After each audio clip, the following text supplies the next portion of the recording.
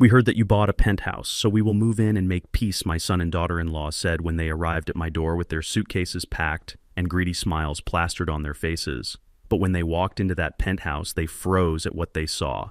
They stood frozen at the sight, because what waited for them behind those double oak doors was not a new home, but a courtroom of their own making, and I was the judge. My name is Luther King. I am 72 years old, and for 40 years I built this city quite literally with my own two hands, starting as a bricklayer and ending up owning half the skyline in secret. But to my son Dante and his wife Chloe, I was just a washed-up old construction worker clinging to a rusty toolbox and a fading memory. Before I tell you how I destroyed their little fantasy, let me know in the comments where you are listening from.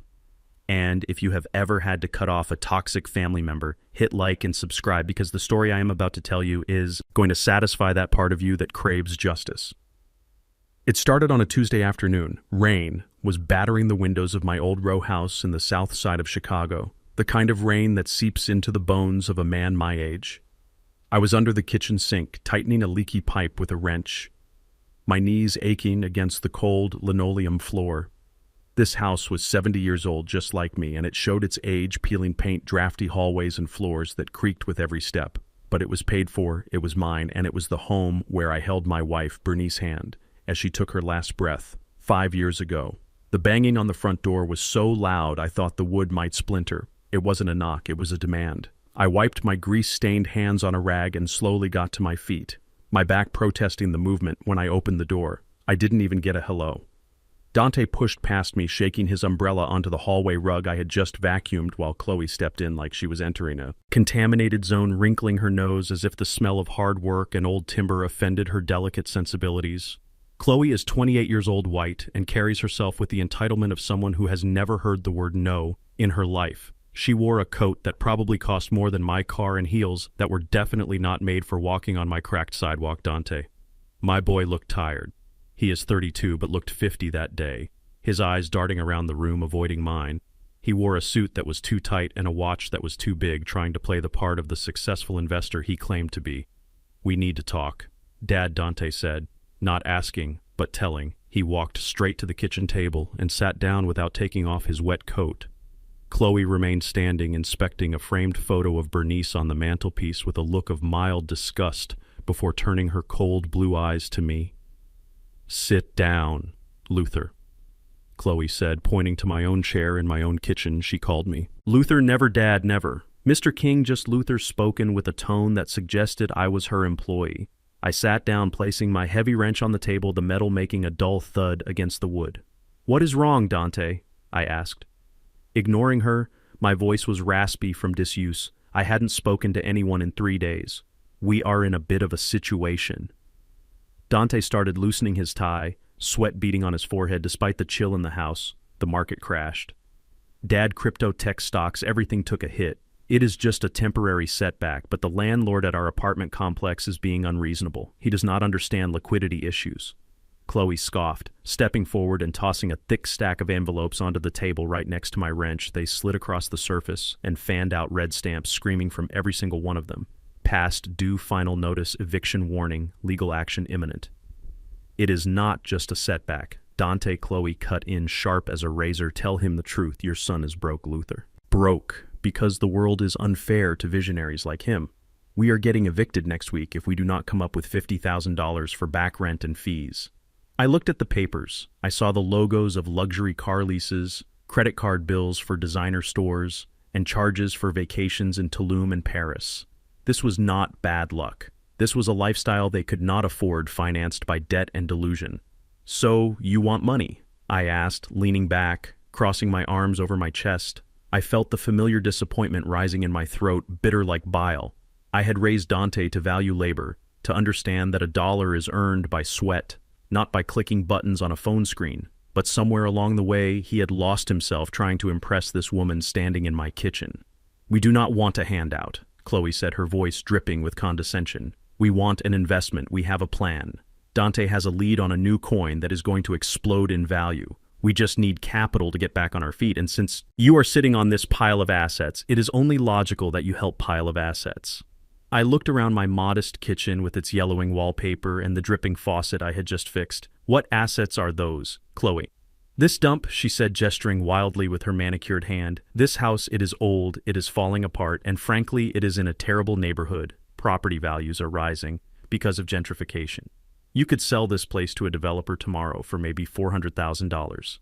I stayed silent, letting her words hang in the damp air. Sell my home. Sell the place where Dante took his first steps. Sell the place where Bernice planted the rose bushes in the backyard that I still watered every morning. You sell the house? Dante continued, finding his voice. Now that his wife had opened the door, you move into a nice assisted living facility. We found one that is very affordable. State-subsidized, small rooms, but clean, and you give us the rest of the money to invest. We will double it in 6 months, Dad, and then we buy a big house for all of us, a mansion, where you can have a whole suite in the basement.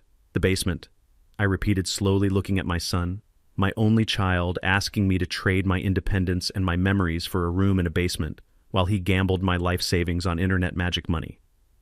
It makes sense, Luther Chloe added, checking her reflection in the dark window. Getting old people out of these big empty houses is good for the economy. You do not need all this space just to sit around and wait to die. Think about Dante for once in your life. Stop being so selfish. Selfish. The word echoed in my head. I thought about the double shifts I worked pouring concrete in freezing winters so Dante could have braces on his teeth. I thought about the college tuition I paid in cash so he wouldn't start life with debt he had now accumulated on his own anyway. I picked up the wrench again, feeling its cold weight in my palm, familiar and grounding. No, I said, quietly. What did you say? Chloe asked, blinking as if she hadn't heard me right. I said, no, I am not selling my house. I am not going to a nursing home, and I am certainly not giving you money to throw away on gambling and Gucci bags. If you are broke, get a job. Dante, I know a foreman downtown who is hiring laborers. It is hard work, but it pays honest money. Chloe let out a laugh, a harsh barking sound. Labor Dante is an intellectual Luther. He does not carry bricks like a mule. He uses his brain, unlike some people. I stood up then, unfolding my 6'2" frame slowly. I might be 72 and my joints might click, but I am still the man who built foundations that hold up skyscrapers. I looked down at Chloe, and for the first time I saw a flash of fear in her eyes. Get out of my house, I said, my voice low and steady, like the rumble of a subway train. Take your bills and your schemes and get out. Figure it out yourselves. Dante stood up, knocking his chair over. Dad, please, you do not understand. We have nowhere to go. That sounds like a you problem, son, not a me problem. I pointed to the door. Chloe turned red, her face twisting into a mask of pure, ugly rage. She grabbed her expensive bag and stepped close to me, invading my personal space, smelling of expensive perfume and rot. You are a pathetic, stingy old man, she hissed, spitting the words at me. You sit here hoarding a house you do not deserve while your son suffers. This is exactly why Bernice died, isn't it? She probably let go just to get away from your miserable, cheap existence. She died to escape you, Luther, and honestly, I do not blame her. The room went silent. The only sound was the rain hammering against the glass and the drip, drip, drip of the faucet into the metal sink. She had said her name. She had used my dead wife, the only woman I ever loved, as a weapon to hurt me. I looked at Dante, waiting for him to defend his mother, waiting for him to slap his wife, or shout at her, or drag her out of the house. But he just looked down at his shoes, a coward to the bone, letting her poison fill my kitchen. Something inside me snapped in that moment. It wasn't a loud snap. It was the sound of a heavy steel door slamming shut and locking forever. The father in me died right there, standing on the linoleum floor. Bernice loved. I looked at Chloe, and I didn't see a daughter-in-law anymore. I didn't see family. I saw an enemy. And in my world, on the construction sites of Chicago, you do not let an enemy walk away with a win. I forced my face to relax. I unclouded my brow. I let my shoulders slump, making myself look smaller, older, weaker. I let the wrench slide from my hand onto the table. You are right, I whispered, my voice trembling just enough to sell it. I am just a tired old man. I miss her so much. Maybe I am not thinking clearly. Chloe blinked, surprised by my sudden surrender. She straightened her coat, smoothing out the wrinkles, a triumphant smirk curling her lips. Now you are making sense, Luther, she said, her voice dropping the venom, instantly replacing it with fake sweetness. We just want what is best for everyone. Go home, I said, staring at the table. Let me think about it. I need to look at the numbers. Maybe you are right. Maybe it is time to sell. We will come back on Friday, Chloe said, patting my arm with a touch that felt like ice. Get the deed ready, Luther. We will handle the rest. They walked out into the rain, leaving the red overdue bills scattered on my table like confetti. Dante looked back once, but he didn't say sorry, he didn't say goodbye. He just followed his wife out the door and into the storm. I stood there for a long time listening to their car drive away, listening to the silence of the house they wanted to destroy. Chloe thought she had won. She thought she had broken me with her cruelty, but she had made a fatal mistake. She judged me by my calloused hands and my old house. She didn't know about the Skyline Holdings portfolio. She didn't know that the foreman I mentioned was my employee. She didn't know that I didn't just lay bricks, I owned the company that bought the bricks. And she certainly didn't know that the penthouse she had been drooling over in the magazines, the one in the Millennium Tower that had just hit the market, was not just a dream for me. It was a line item on a spreadsheet I could clear with a single phone call. I reached into my pocket and pulled out my old flip phone. I dialed a number I hadn't called in months. "Reggie," I said when the voice answered on the second ring. "It is Luther. Wake the team up. I need to buy a building, and I need to evict some tenants. But first I need you to find out exactly which penthouse my daughter-in-law has been dreaming about, because I am going to buy it and turn it into her worst nightmare." I looked at the photo of Bernice on the mantelpiece. No one insults my wife and gets away with it. No one. This is the story of how I taught my son and his wife the difference between being rich and being wealthy, and why they froze when they walked into my penthouse thinking they had won the lottery, only to find out they had just signed their own sentence, if you want to know how I set the trapstick around, because the game was just beginning.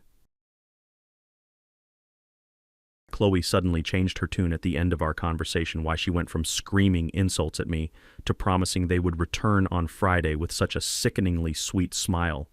Well, the answer lies in the 5 minutes she spent out of my sight just before they left. Halfway through her tirade about my selfishness, Chloe had abruptly stopped clutching her stomach and asking to use the bathroom with a grimace that suggested the very air in my house was making her ill. I nodded toward the hallway and watched her clack away on her expensive heels. But Chloe did not go to the bathroom.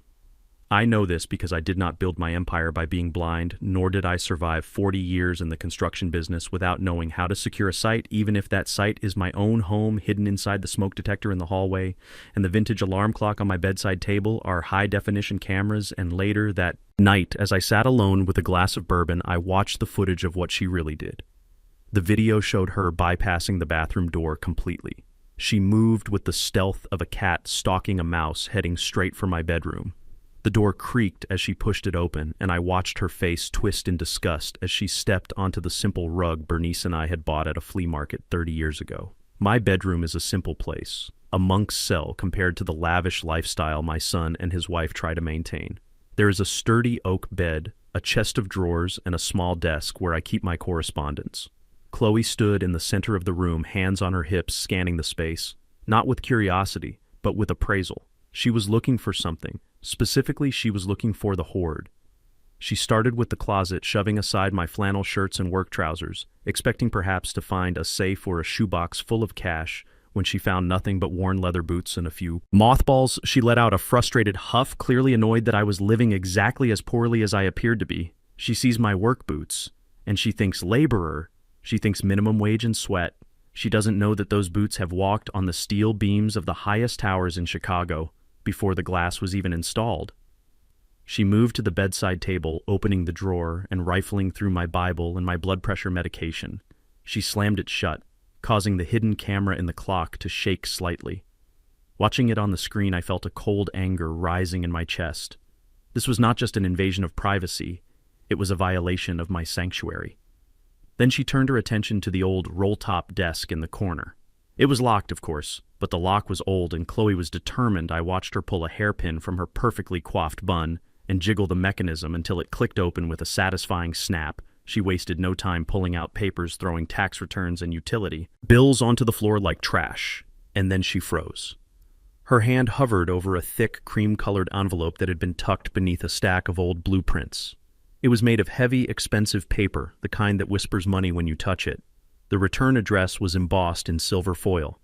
Skyline Holdings Group. I saw her eyebrows shoot up. Skyline Holdings is the largest property development firm in the Midwest. Everyone knows the name. But to Chloe, it must have seemed impossible that a letter from such a titan would be in the desk of a man who fixes his own plumbing with trembling fingers. She tore the envelope open.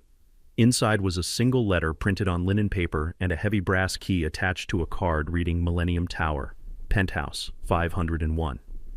I watched her eyes scan the letter rapidly, her lips moving slightly as she read the words that would seal her fate.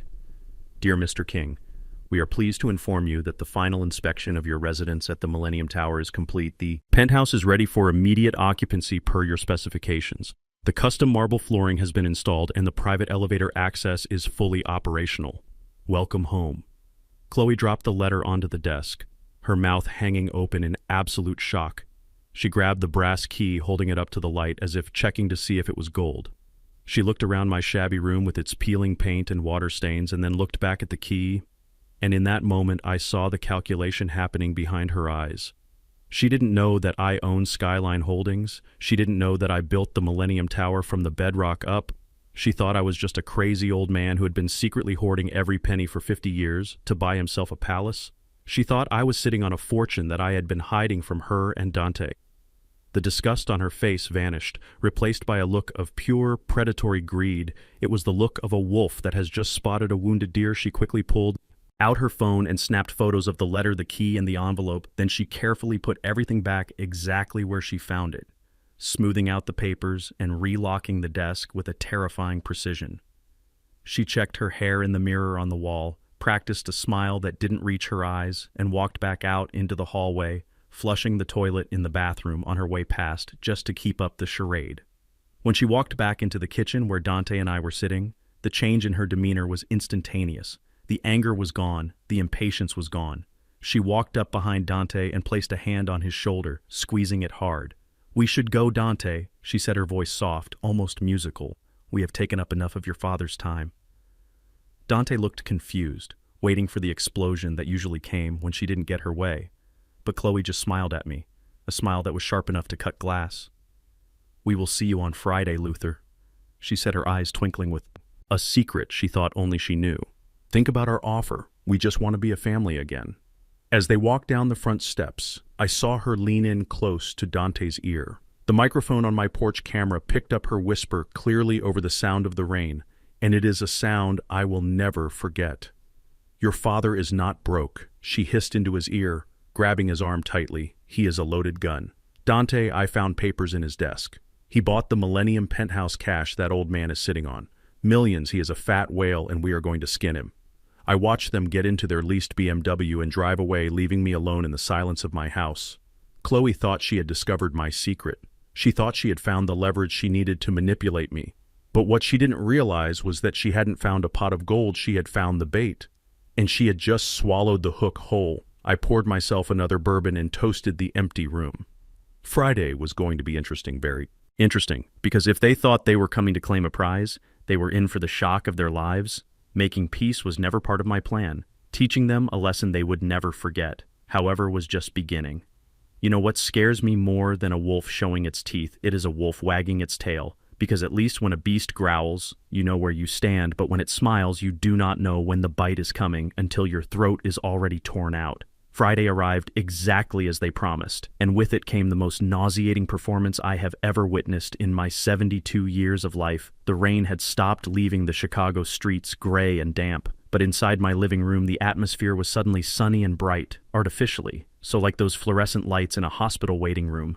I was sitting in my recliner, the leather worn smooth by decades of use, staring at the dust motes dancing in the afternoon light, when the doorbell rang, not the aggressive, the pounding from Tuesday, but a gentle rhythmic chime.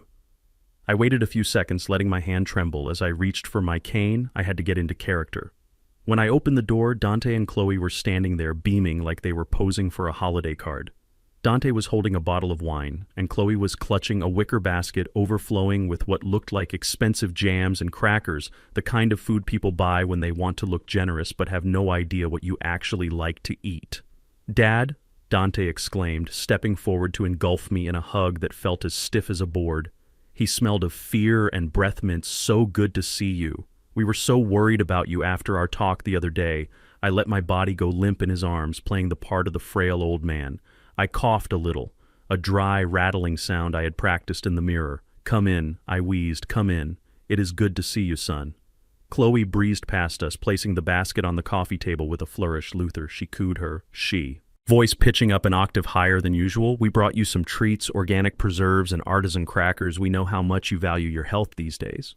I looked at the basket. I eat grits, bacon, and collard greens. I haven't eaten a cracker since 1995, but I smiled a weak, watery smile. Thank you, Chloe. That is very thoughtful of you. They settled themselves on my sofa, the same sofa Chloe had looked at with disdain just 3 days ago.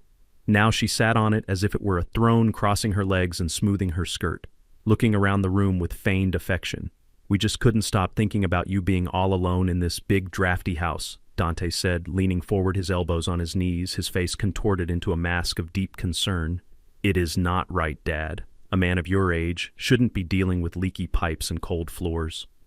I sighed heavily and rubbed my knees, pretending to massage an ache that wasn't there.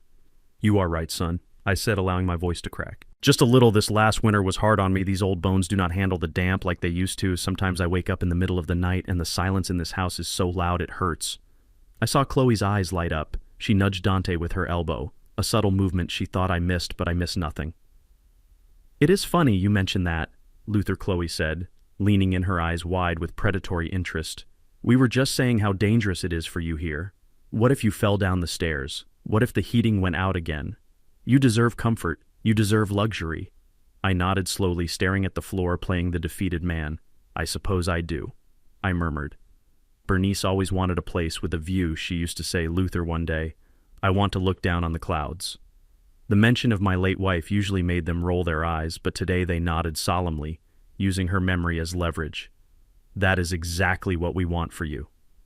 Dad, Dante said, his voice gaining confidence, we want to help you. Fulfill Mom's dream. We can help you manage everything. The sale of this place, the move, the paperwork. You shouldn't have to stress about a thing. I leaned back in my chair, closing my eyes for a moment as if the conversation was exhausting me.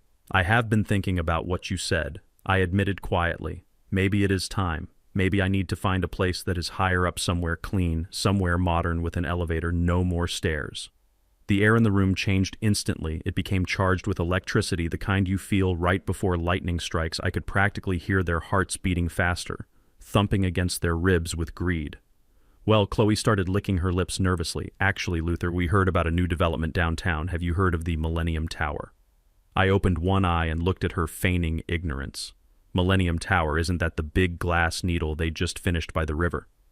Yes. Dante jumped in, eager to close the deal. It is the most secure building in the city, top-of-the-line security, concierge service, everything, and rumor has it there are some units available right now, specifically the penthouses.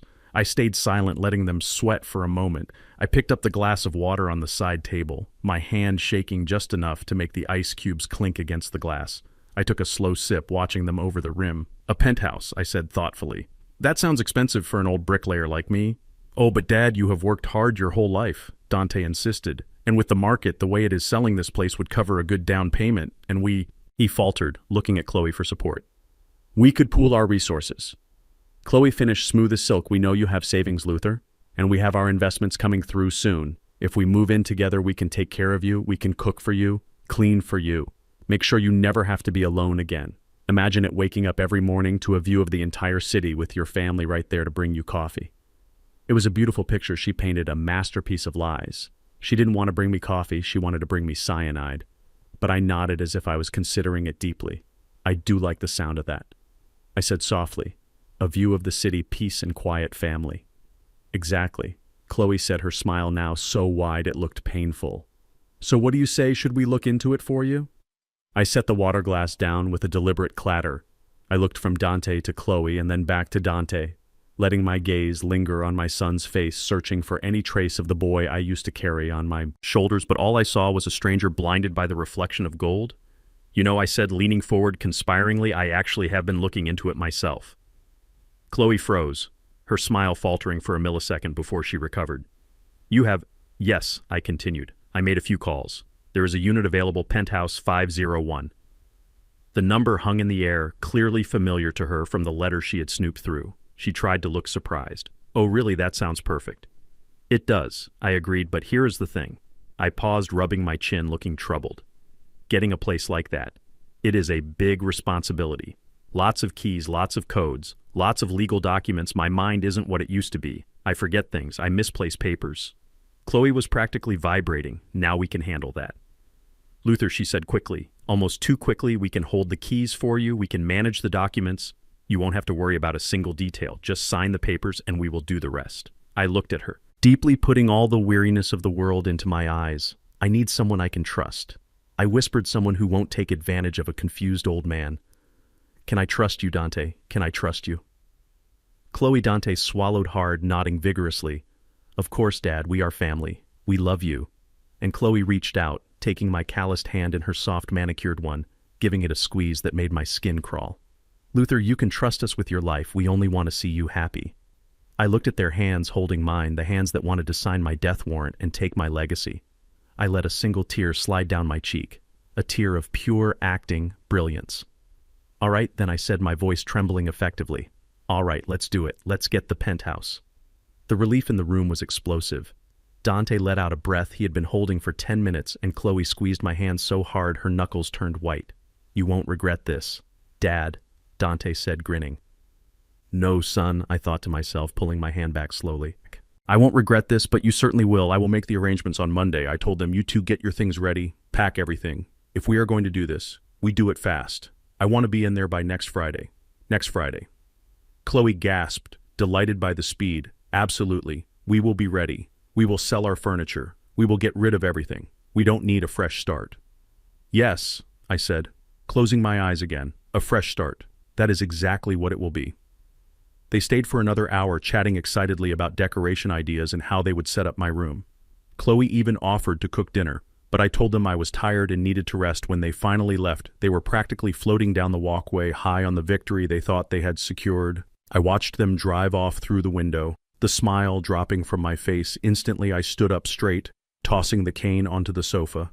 I walked to the kitchen and dumped the expensive artisan crackers into the trash can. Then I picked up my phone and dialed Reggie. It is a go, I said, my voice strong and clear. They took the bait. Get the paperwork ready for the transfer of the building ownership. And Reggie, make sure the security team at the tower knows their faces. I want them to have the red carpet treatment right up until the moment I pull the rug out from under them. I looked around my old silent house one last time. I was going to miss this place, but the lesson I was about to teach was worth every brick. Friday was coming, and justice was coming with it. You might think that after I agreed to move into the penthouse, Chloe and Dante would be satisfied. You might think they would spend the week packing their boxes and dreaming of their new life. But greed is a beast that is never full. It always wants just one more bite. And for Chloe, getting the keys to the penthouse wasn't enough. She wanted the deed. She wanted the bank accounts, and most of all, she wanted total control over me. The paranoia started creeping in. On Tuesday, just 2 days after our little agreement, I was listening to the audio feed from my living room while sitting in my home office reviewing the blueprints for a new hospital wing I am building in the West Loop. Dante and Chloe had come over to help me sort through my papers, or so they claimed. In reality, they were hunting for financial documents again. I heard them whispering in the hallway, their voices low and urgent. He could change his mind, Dante, Chloe hissed, her voice vibrating with anxiety. What if he wakes up tomorrow and decides to donate everything to some stupid charity? What if he meets some nurse at the grocery store and rewrites his will? Old men are volatile. Dante, we cannot risk losing this. We won't lose it. Chloe, Dante replied, sounding tired. He promised us. Promises are wind. Chloe snapped. I looked up. Conservatorship laws last night. If we can prove he is mentally unfit, if we can prove he is becoming senile, we can petition the court for emergency guardianship. That way we control his assets, not him. We sign the checks, we make the decisions. I felt a chill run down my spine that had nothing to do with the drafty house guardianship she was talking about, stripping away my rights, my freedom. She wanted to turn me into a prisoner in my own life, declaring me incompetent just so she could buy more handbags. But he seems fine, Dante argued, weak as always. He is 72, Chloe countered. He forgets things, he is slow. All we need is evidence. Dante, just a little video proof that he is losing his grip, getting confused, drifting off in the middle of a conversation, and I have a plan to help him get there. I leaned closer to the speaker, my heart hammering against my ribs. A plan to help me get there. What kind of darkness lived inside this woman? The next day they arrived with lunch leftovers from a bistro and a thermos of herbal tea. Chloe was practically glowing with helpfulness, bustling around my kitchen like she owned it. Luther, you look so tired, she cooed, guiding me. To the armchair, sit down, rest your legs. I made you a special blend of chamomile and valerian root. It is wonderful for relaxation and memory support. I sat down, watching her pour the steaming liquid into my favorite mug. The one with the chip on the rim that Bernice used to drink from her back was to me. but I saw the slight movement of her elbow, the quick shake of her hand as she tapped something into the cup before stirring it vigorously. "Here you go," she said, placing the mug in my hands with a smile that didn't reach her shark-like eyes. "Drink it while it is hot. It will do you a world of good." I lifted the cup, and the smell hit me. Underneath the floral scent of chamomile was a chemical, acrid odor, faint, but distinct to a man who has worked around solvents and chemicals his whole life. It wasn't poison exactly, but it was a sedative. Something strong, maybe crushed sleeping pills or muscle relaxants, enough to make an old man slur his words and nod off in his chair. Dante was sitting across from me, holding his phone up, casually pretending to check emails, but I saw the camera lens pointed directly at my face, the red recording light blinking silently. "Drink up." "Dad." Dante urged, his voice tight. I looked at my son, the boy I had taught to ride a bike, the boy I had carried to bed when he fell asleep on the couch. Now he was sitting there, waiting for his wife to drug his father so they could steal my life. I felt a wave of sadness so profound I thought I might drown in it. But then I looked at the plant standing on the side table next to me. It was a spider plant, hardy and resilient, that Bernice had potted 10 years ago. She loved this plant. She used to talk to it while she dusted. "I need a napkin," I said suddenly, my voice loud in the quiet room. I think I spilled some soup on my shirt. Chloe jumped, eager to keep me happy. "Oh, I will get it, Luther. Stay right there. Drink your tea." She turned to run to the kitchen, and Dante looked down at his phone for a split second to adjust the angle. That was all I needed. In one smooth motion, I tipped the mug, pouring the hot liquid directly into the soil of the spider plant. The dark tea disappeared instantly into the dry dirt. I brought the empty mug back to my lips just as Chloe turned around, wiping my mouth with the back of my hand. "Ah, that hit the spot," I said, feigning a sigh of satisfaction. "Did you finish it already?" Chloe asked, looking at the empty mug with delight. "Every drop," I lied, leaning my head back against the cushion. "Now, if you do not mind, I am feeling a little drowsy." It worked perfectly for the next 20 minutes. I gave them the performance of a lifetime. I let my eyelids droop. I slurred my speech, muttering nonsense about people who had died years ago. I called Chloe by my mother's name. I even let a little drool escape the corner of my mouth, and they filmed every second of it. "Look at him," Chloe whispered to the camera, her voice dripping with fake concern. "He does not even know where he is. It is getting worse every day. We are so worried about his safety." Dante zoomed in on my face, his hand shaking slightly. I hoped the guilt was eating him alive, but he didn't stop filming. When they finally left, satisfied that they had the evidence they needed to lock me away, I stood up and walked to the window, watching them high-five each other in the driveway. But the real horror came 2 days later. I walked into the living room on Friday morning and looked at the spider plant. The leaves, which had been vibrant green and perky, were now brown and shriveled. The entire plant had collapsed onto itself, the stems turning into mush. Whatever she had put in that tea was toxic enough to kill a hardy plant. In 48 hours, I touched a dead leaf, and it crumbled to dust between my fingers. If I had drunk that, if I had ingested that chemical cocktail every day, as she planned my kidneys, my liver, my heart, they wouldn't have stood a chance. She wasn't just trying to make me sleep. She was trying to hasten my exit. I stared at the dead plant for a long time, letting the reality sink in. This was no longer a game about money. This was a war for survival. They were willing to hurt me physically to get what they wanted. The line had been crossed, and there was no going back. I walked to my desk and picked up the phone. My hand was steady now. The sadness was gone, replaced by a cold, hard resolve that felt like steel. "Reggie," I said when he answered, "it is time for Plan B." Reggie paused on the other end. "Plan B, you mean the acquisition?" "Yes," I said, looking at the withered remains of Bernice's plant by the building. "Which building, Luther, the tower?"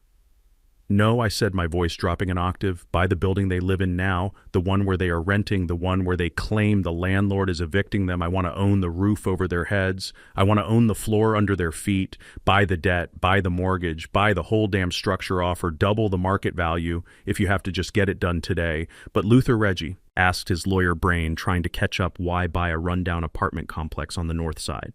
Because I said, watching a single brown leaf fall to the carpet, I want to be the one who decides whether they have a home to go back to. When I kick them out of the penthouse, I want them to realize that there is nowhere to run, nowhere to hide, that I am the sky above them and the earth beneath them. Do it, Reggie. I hung up the phone and waited. 4 hours later, my phone buzzed with a text message from Reggie. It was a photo of a signed deed and a short message done. "You are now the legal owner of the Parkview Apartments. The management company reports to you effective immediately." I smiled a humorless, wolfish smile. "Let them have their video." Let them think I am a senile old fool drooling in my chair. They were playing checkers while I was playing three-dimensional chess. They were plotting to take away my freedom. But I had just bought their entire world. I walked over to the dead spider plant and gently picked up the pot. "I will get you a new one, Bernice," I whispered to the empty room, "and I promise you the soil will be clean." Dante and Chloe thought they were driving the car, but they didn't realize I had already cut the brakes and built a wall at the end of the road. The crash was coming, and it was going to be spectacular. They wanted a landlord who understood their situation well. They just got one, but I don't think I am going to be very understanding about attempted poisoning. The trap was set, the bait was taken, and now the cage door was about to slam shut. Next week we move into the penthouse. And the lesson begins in earnest. They say you can put lipstick on a pig, but it remains a pig. And you can put a cheap suit on a con artist, but he remains a thief. On Thursday evening, Dante and Chloe came to pick me up in a sleek black limousine that I knew they could not afford. They were taking me to L'Orangerie, the most expensive French restaurant in Chicago, a place where a bowl of soup costs more than my first car. I stepped out of my house wearing my best Sunday suit. It is 20 years old, a little shiny at the elbows, and the style is outdated, but it is clean and pressed. Bernice bought it for me for our 30th anniversary, and I wear it with pride. Chloe, however, looked at me as if I was wearing a garbage bag. She was dressed in a shimmering silver gown that plunged too low and cost too much, and Dante was wearing a tuxedo that looked rented. "You look quaint, Luther," Chloe said, patting my arm with a condescending smile. "Very rustic. The staff will love it." I climbed into the back of the limo, suppressing the urge to tell her that I owned the building the restaurant was housed in. Instead, I just smiled that vacant, confused smile I had perfected over the last few days. "We are celebrating, Dad," Dante said, pouring champagne from the limo's bar, "celebrating our new future together at the Penthouse." I took the glass but didn't drink. I just watched the city lights blur past the window, thinking about how many buildings out there I had poured concrete for, how many foundations I had laid, while my son was busy trying to find shortcuts to the top. When we arrived at the restaurant, the maitre d' looked down his nose at my old suit until he saw Dante and Chloe. Then his expression changed, not to respect, but to a sort of weary recognition, the kind a bartender gives to a drunk who hasn't paid his tab in a month. "Right this way, Mr. King," the maitre d' said, leading us to a table in the center of the room. The restaurant was a palace of crystal and gold chandeliers the size of small cars hung from the ceiling, and the air smelled of truffles and old money. I felt out of place not because I couldn't afford to be there, but because I knew the value of $1 and nothing on these plates was worth the price. We had just sat down when a shrill voice cut through the hum of conversation. "Chloe, darling, is that you?" Chloe stiffened her spine, snapping straight as a rod. I saw a panic flash in her eyes as two women approached our table. They were dripping in diamonds and holding martini glasses, looking like vultures circling a carcass. "Oh, hello, Muffy," Chloe said, standing up too quickly, her voice high and tight. "I didn't know you would be here." Muffy looked me up and down, her eyes lingering on my frayed cuffs and my calloused hands. She wrinkled her nose slightly as if she smelled manure. "And who is this?" she asked, gesturing to me with her olive skewer. "Is this a charity case you are sponsoring?" I waited for Dante to speak up. I waited for my son to say, "This is my father. He is a master builder. He is the reason I am alive." But Dante just took a large gulp of his wine and looked away. Chloe laughed, a nervous tinkling sound that made my skin crawl. "Oh no, Muffy, don't be silly. This is Luther. He is." She paused, and for a second I thought she might tell the truth, but then she looked at her friend's diamonds and made her choice. "He is an old family retainer. He used to do some gardening and handyman work for us back in the day. We are just treating him to a nice meal for old time's sake." The silence that followed was louder than a jackhammer inside my chest. My own daughter-in-law had just introduced me as the help, the handyman. The gardener and my son, the boy I raised to be a man, said absolutely nothing. "How quaint," Muffy said, losing interest instantly. "Well, ta-ta, darling, we must do lunch." I sat there, my hands gripping the tablecloth under the table so hard my knuckles turned white. I wanted to flip the table. I wanted to scream. I wanted to buy this entire restaurant right now and fire everyone, but I didn't. I forced myself to take a deep breath and remember the plan. "The gardener," I repeated, slowly looking at Chloe. She waved her hand dismissively. "Oh, Luther, do not be sensitive. It is just easier to explain that way. You know how these people are. They wouldn't understand your background." "I understand perfectly," I said, my voice flat. "Now let's order," Dante interrupted, eager to move on. "Bring us the 1995 Chateau Margaux and the tasting menu for everyone." The dinner was a blur of tiny portions of food I couldn't identify and a constant stream of wine that Dante and Chloe gulped down like water. They kept trying to refill my glass, but I kept covering it with my hand. "Come on, Dad, loosen up," Dante said, his words starting to slur just a little. "We have big things to celebrate." And then came the paperwork. Just as the dessert arrived, a waiter cleared the table and Dante pulled a thick folder from his jacket pocket. He placed it on the pristine white tablecloth next to my untouched creme brulee. "Since we are moving so fast, Dad, we thought it would be best to get the boring stuff out of the way," Dante said, uncapping a gold fountain pen. "This is just the standard power of attorney. And the transfer authorization for the Penthouse management. Nothing to worry about, just technicalities so we can pick up the keys for you." Chloe leaned in, her eyes glittering in the candlelight sign at Luther. "And you won't have to worry about a bill ever again. We will handle everything." I looked at the papers. The legal jargon was dense, but I knew exactly what it said. It was a total surrender of my assets, giving them full control over my finances and my medical decisions. I patted my pockets, searching for something I knew wasn't there. "Oh, blast it," I muttered, playing the senile old fool again. "I seem to have left my reading glasses at home. I cannot sign what I cannot read. Son, you know, Bernice always told me never to sign a paper without my glasses." Chloe's jaw tightened. "Damn it, Luther, just sign on the line. You trust us, don't you?" I squinted at the paper, bringing it up to my nose, shaking my head.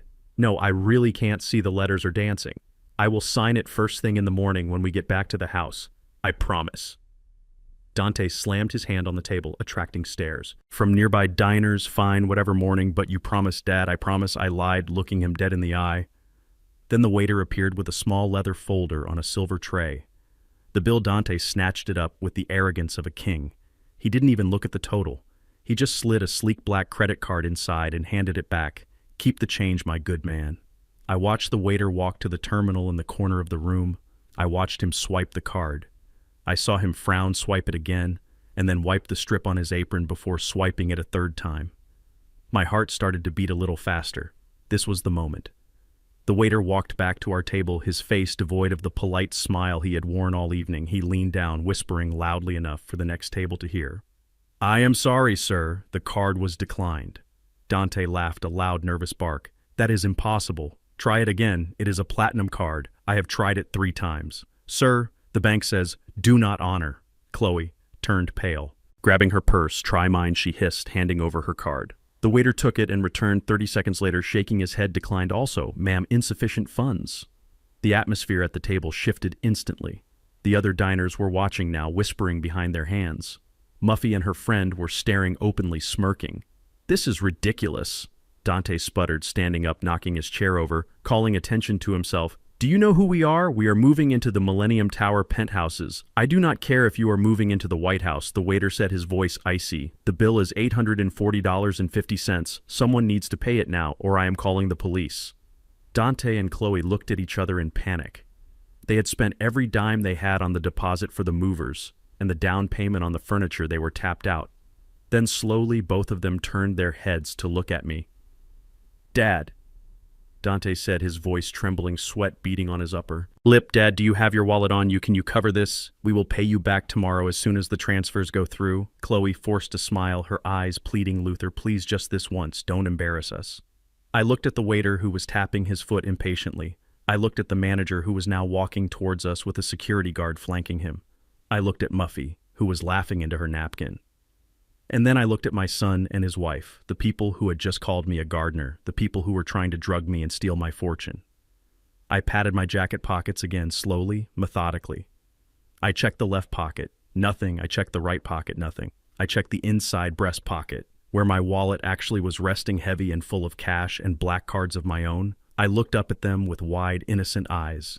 "I am so sorry," I said, my voice projecting clearly across the silent restaurant. "I must have left my wallet in my other pants. I don't have a dime on me." The blood drained from Dante's face so completely he looked like a ghost. The manager arrived at the table. "Excuse me, is there a problem here?" "These people are trying to steal a meal," the waiter said, pointing an accusing finger. "We are not stealing," Chloe shrieked, standing up. "We are wealthy people. This is just a misunderstanding." "Sir," the manager said to Dante, "I know you. Your name is Dante King, and your card has been flagged in our system for 3 months. You are not welcome here. You need to leave," the security guard said, stepping forward, his hand resting on his belt. But the bill, Dante stammered. Get out, the manager shouted, pointing to the door before I call the cops and have you arrested for theft of services. Get out and take your gardener with you. The walk to the door was the longest walk of their lives. I walked behind them, head held high, watching them shrink under the gaze of the entire room. Muffy didn't even look at Chloe as we passed. She just turned her back, cutting her off. Socially, with a single gesture, we were shoved out onto the street. The heavy door slamming behind us, the cool night air felt good on my face, cleansing the stench of their desperation. We got into the limo in silence, but the moment the door closed, the explosion happened. Chloe screamed a sound of pure primal rage. She started hitting the leather seats with her fists tearing at her silver dress. You useless old fool, she shrieked, turning on me. Her face twisted into something demonic. You forgot your wallet. How could you forget your wallet? You embarrassed me in front of everyone. Muffy will tell everyone I am finished in this town. I shrank back into the corner, protecting my face. It was an accident, I stammered. Accident, my foot, she yelled, spitting as she spoke. Listen to me, old man. You are going to sign those papers the second we walk in the door tonight. Do you hear me? And once we have that penthouse, I swear to God, I am not putting you in a nice facility. She leaned in close, her eyes burning. With hate, I am going to find the cheapest, rattiest nursing home in the state, the kind where the nurses steal your teeth and the food tastes like sawdust. And I am going to dump you there and forget you ever existed. You are going to rot, Luther. You are going to rot for what you did tonight. Dante sat there, head in his hands, saying nothing, letting her threaten his father, letting her seal their fate. I didn't answer her. I just looked out the front windshield at the small device mounted on the dashboard, the driver's dash cam. The little red light was blinking steady and true, recording every word, every threat, every promise of abuse. The driver caught my eye in the rear-view mirror. He was one of my guys, a silent employee of Skyline Holdings. He gave me a barely perceptible nod. Let them scream, let them threaten, let them dig their own graves with their tongues. I closed my eyes and leaned back against the seat, listening to Chloe's rant fading into background noise. Tomorrow we would go to the penthouse and tomorrow the judge would bang the gavel. But tonight I had the evidence and the verdict was already guilty. Drive fast, I thought to myself, drive fast because you are racing toward a cliff and you don't even see the edge. Monday morning arrived with the precision of a guillotine blade dropping, and I was the one holding the rope from the comfort of my kitchen table. I watched the live feed from the security cameras I had installed in the hallway of the Parkview Apartments, the building I had bought just 72 hours ago. I sipped my black coffee and waited for the show to begin at exactly 9 o'clock. A process server dressed in a cheap windbreaker walked up to apartment 4B and taped a bright orange envelope to the door. He knocked once hard enough to rattle the frame and then walked away whistling. Inside that envelope was a notice from the new management company, a company that existed solely on paper and answered directly to me. The terms were simple and brutal: due to immediate renovations required for the structural integrity of the building. The rent was being raised by 150% effective immediately, or the tenants had to vacate the premises within 7 days. I watched Dante open the door a few minutes later. Rubbing sleep from his eyes, he was wearing silk pajamas that cost more than my monthly grocery bill. He saw the orange envelope and frowned, tearing it off the wood with an annoyed jerk. When he opened it and read the first line, his face went from annoyed to terrified in the span of a heartbeat. Chloe. He screamed, his voice cracking like a teenager. Chloe, get out here, now. I leaned closer to my tablet screen, watching as Chloe stomped into the hallway, wrapping a robe around herself. She snatched the paper from his hand, scanning it frantically. This is illegal, she shrieked, her face turning a blotchy red. They cannot do this. We have a lease. Read the fine print, Dante said, slumping against the door frame, looking like he was about to vomit. I read it. The lease says they can terminate for safety renovations with a 1-week notice or raise the rent if we want to stay during construction. Chloe, they want $5,000 a month, and they want the first 2 months by Friday. $5,000, she whispered, the paper trembling in her hand. We do not have $5,000, Dante. We do not even have $500. I took a slow, satisfying sip of my coffee, watching them spiral. They were trapped like rats in a maze, and I had just blocked the only exit. What are we going to do? Dante asked, sliding down the wall to sit on the floor, head in his hands. They are going to kick us out. We will be on the street. Chloe stared at the orange paper for a long moment, her eyes darting back and forth as her brain worked furiously, looking for an angle, looking for a victim to save her. We are not going to be on the street, she said slowly, a dangerous calm settling over her features. We have an option, Dante. We have a solution. What solution? He asked, looking up. Your father, she said, crumpling the eviction notice in her fist, the penthouse, but we haven't signed the papers yet, Dante argued. He hasn't bought it yet. Then we make him buy it today, Chloe snapped, pulling him up by his pajama collar. Listen to me, Dante. We are desperate, and desperate people do whatever it takes. We are going to go over there, and we are going to give the performance of our lives. We are going to cry. We are going to beg. And we are going to make that old man feel so guilty that he will hand us the keys before the sun goes down. I turned off the tablet and stood up, stretching my back time to get into costume. I went to the bathroom and splashed water on my face, messing up my hair to look disheveled and confused. I put on a stained cardigan and practiced my trembling hand in the mirror. Come on, then I whispered to my reflection. Let's see how good of an actor you really are. When they arrived an hour later, they looked like refugees from a disaster. Zone Chloe had scrubbed off her makeup, leaving her face pale and drawn, and Dante was wearing old sweatpants. They didn't knock this time. They collapsed against my door. Dad. Dante sobbed as I opened it, falling to his knees on my porch. Dad, please help us. I blinked rapidly, acting bewildered. What is it, son? What happened? It is over. Chloe cried, throwing herself at my feet, grabbing my pant leg. It is all over, Luther, the landlord. He is a monster. He kicked us out. He threw us out on the street with nothing, just because we were a few days late on the rent. I looked down at them, kneeling on my doormat, putting on a show that would shame a soap opera star. It was pathetic. And it was perfect, kicked you out. I repeated, my voice shaking with feigned outrage. How can they do that to good people like you? They are evil. Dante wept, burying his face in his hands. We have nowhere to go, Dad. We are homeless. We have to sleep in the car. Oh, no, I said, ushering them inside, patting Dante's back with a heavy hand. Not my son, not while I am still breathing. Come in, sit down. They stumbled into the living room, still weeping, still clinging to each other like survivors of a shipwreck. We do not know what to do, Chloe sniffled, looking up at me with wide, tear-filled eyes. We just wanted to make a home for you, Luther. We wanted to take care of you, and now we cannot even take care of ourselves. I paced the room, leaning heavily on my cane, muttering to myself, letting them watch me struggle with the problem. This is unacceptable, I declared, stopping in front of them. Nobody treats the King family like this. Nobody, but we are broke. Dad, Dante said, his voice thick with misery. We cannot fight them. I looked at them, letting a long silence stretch between us, watching them hold their breath, waiting for me to say the magic words. You are right, I said softly. You cannot fight them, but we do not have to fight them. We can rise above them. What do you mean? Chloe asked, wiping her eyes, the tears stopping instantly. I reached into my pocket and pulled out a single brass key, dangling it in the light. I made the call this morning, I said, lying smoothly. I told the bank to transfer the funds. I told them I wanted the Millennium Penthouse immediately. Dante's eyes locked onto the key like a starving dog. Looks at a bone, you did. I did. I smiled a benevolent, senile smile. I was going to wait until next month, but seeing you like this, seeing my family in pain, I cannot wait. We are not going to let some landlord push us around. Chloe scrambled up from the sofa, her grief vanishing as if it had never existed. Oh, Luther, she gasped, reaching for the key. Oh, thank God you are a savior. I pulled the key back just an inch, keeping it out of reach. Not yet, I said softly. Not until we are ready.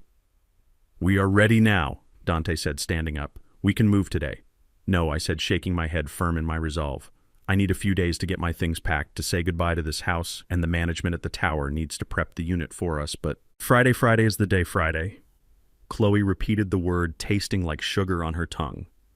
Yes, I said, looking her dead in the eye, this Friday, you pack everything you have. You leave that terrible apartment behind, and you bring a truck here. We will load my things, and we will drive to the tower together. We will walk into that penthouse as a family and start our new life. We will make peace, Dante said, repeating the line they had rehearsed. We will move in and make peace. Yes, I agreed, peace and justice.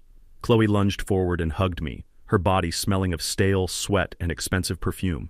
Thank you, Luther. Thank you. You won't regret this. We are going to make you so happy. I hugged her back, patting her shoulder, feeling the tension in her muscles, knowing she was already mentally decorating the penthouse and spending my money. I know, I said, I know you will. Go now, I told them, go pack. Tell that landlord he can keep his apartment. We are moving on to better things. They left the house, practically dancing their sadness, forgotten their desperation, replaced by triumph.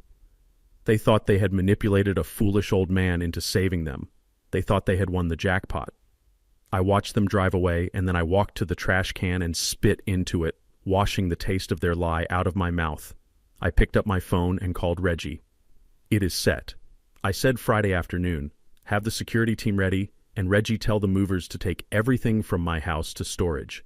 I want this place empty when they get here. I want them to think I am all in. And one more thing, I added, looking at the spot where they had knelt on my floor, make sure the air conditioning in the penthouse is set to freezing. I want the temperature to match the reception they are going to get Friday. I whispered to the empty room. The day of judgment is Friday. I sat back down and picked up my cold coffee. Somehow it tasted better than champagne because I knew that in 4 days the King family would indeed be moving up in the world, but only one of us would be staying there. The eviction trap was sprung and they had walked right into the cage, smiling all the way. There is a special kind of madness that takes over people when they think they have hit the jackpot without working for it. It is like a fever that burns away their common sense and leaves only pure, unadulterated arrogance in its wake. For the next 4 days, I watched my son and his wife descend into this madness with a front row seat via the cameras I had installed in their apartment hallway and the audio bugs I had planted in their living room months ago for my own protection. They did not spend the week packing humbly or reflecting on the second chance I had supposedly given them. Instead, they spent it burning bridges and spending money they did not have on things they did not need. The first thing to go was their discretion. Chloe hit social media like a hurricane. Within hours of leaving my house, she was posting vague but boastful updates on Instagram, photos of champagne flutes with captions like "moving on up literally" and "new levels, new devils, goodbye to the broke life." I watched her on my tablet sitting amidst the chaos of their packing, holding her phone up high, finding the perfect lighting to brag to her 500 followers about a penthouse she didn't own and a lifestyle she couldn't afford. But the bragging wasn't enough. They needed to look the part. And this is where Dante made the mistake that would eventually tighten the noose around his neck. On Wednesday afternoon, I listened to a conversation that made my blood run cold. "We cannot take this furniture," Dante Chloe had screeched, kicking their perfectly good 3-year-old sofa, looking at it as if it were infested with lice. "It is IKEA junk. It will look ridiculous in a $5 million penthouse. But we don't have cash for new stuff, babe." Dante argued, though his voice was weak. He wanted the luxury just as much as she did. "We need to invest, too." Dante Chloe snapped, "Invest in our image. When your father sees us living like kings, he will respect us more. He will trust us with the accounts sooner. Besides, once we have power of attorney, we can pay it all off in a week. Just get the money." I listened as my son made a phone call that no man should ever make unless he has a death wish. He didn't call a bank. He didn't call a credit union. He called a number that belonged to a man named Marcus, a loan shark who operated out of a back room in a pool hall on the south side. I knew Marcus not personally, but I knew his reputation in the construction business. You hear things. Marcus didn't charge interest. He charged flesh. And Dante borrowed $20,000 from him, promising to pay back $30,000 in 2 weeks. $30,000 just to buy a white Italian leather sectional and a glass dining table that looked like it would break if you breathed on it wrong. I could have stopped him. I could have called Dante and screamed at him to hang up the phone, but I didn't. I sat in my kitchen and let him dig the hole deeper, because a man who borrows from the devil to impress his wife is a man who needs to learn about hell firsthand. Thursday was the day of the purge. They didn't donate their old furniture to charity. They didn't offer it to friends. They dragged it out to the curb and left it there like trash. I saw them hauling out a bookshelf I had built for Dante when he graduated college. It was solid oak built to last 100 years. I had sanded every inch of that wood myself, stained it with care, thinking about the books my son would read, the knowledge he would gain. They dumped it next to a dumpster, and I watched Chloe kick it because it was too heavy for her liking. "Getting rid of that old junk," she muttered, dusting off her hands. "We are upgrading everything. Dante, new life, new us." Then came the severing of ties. They invited 2 of their friends over that night.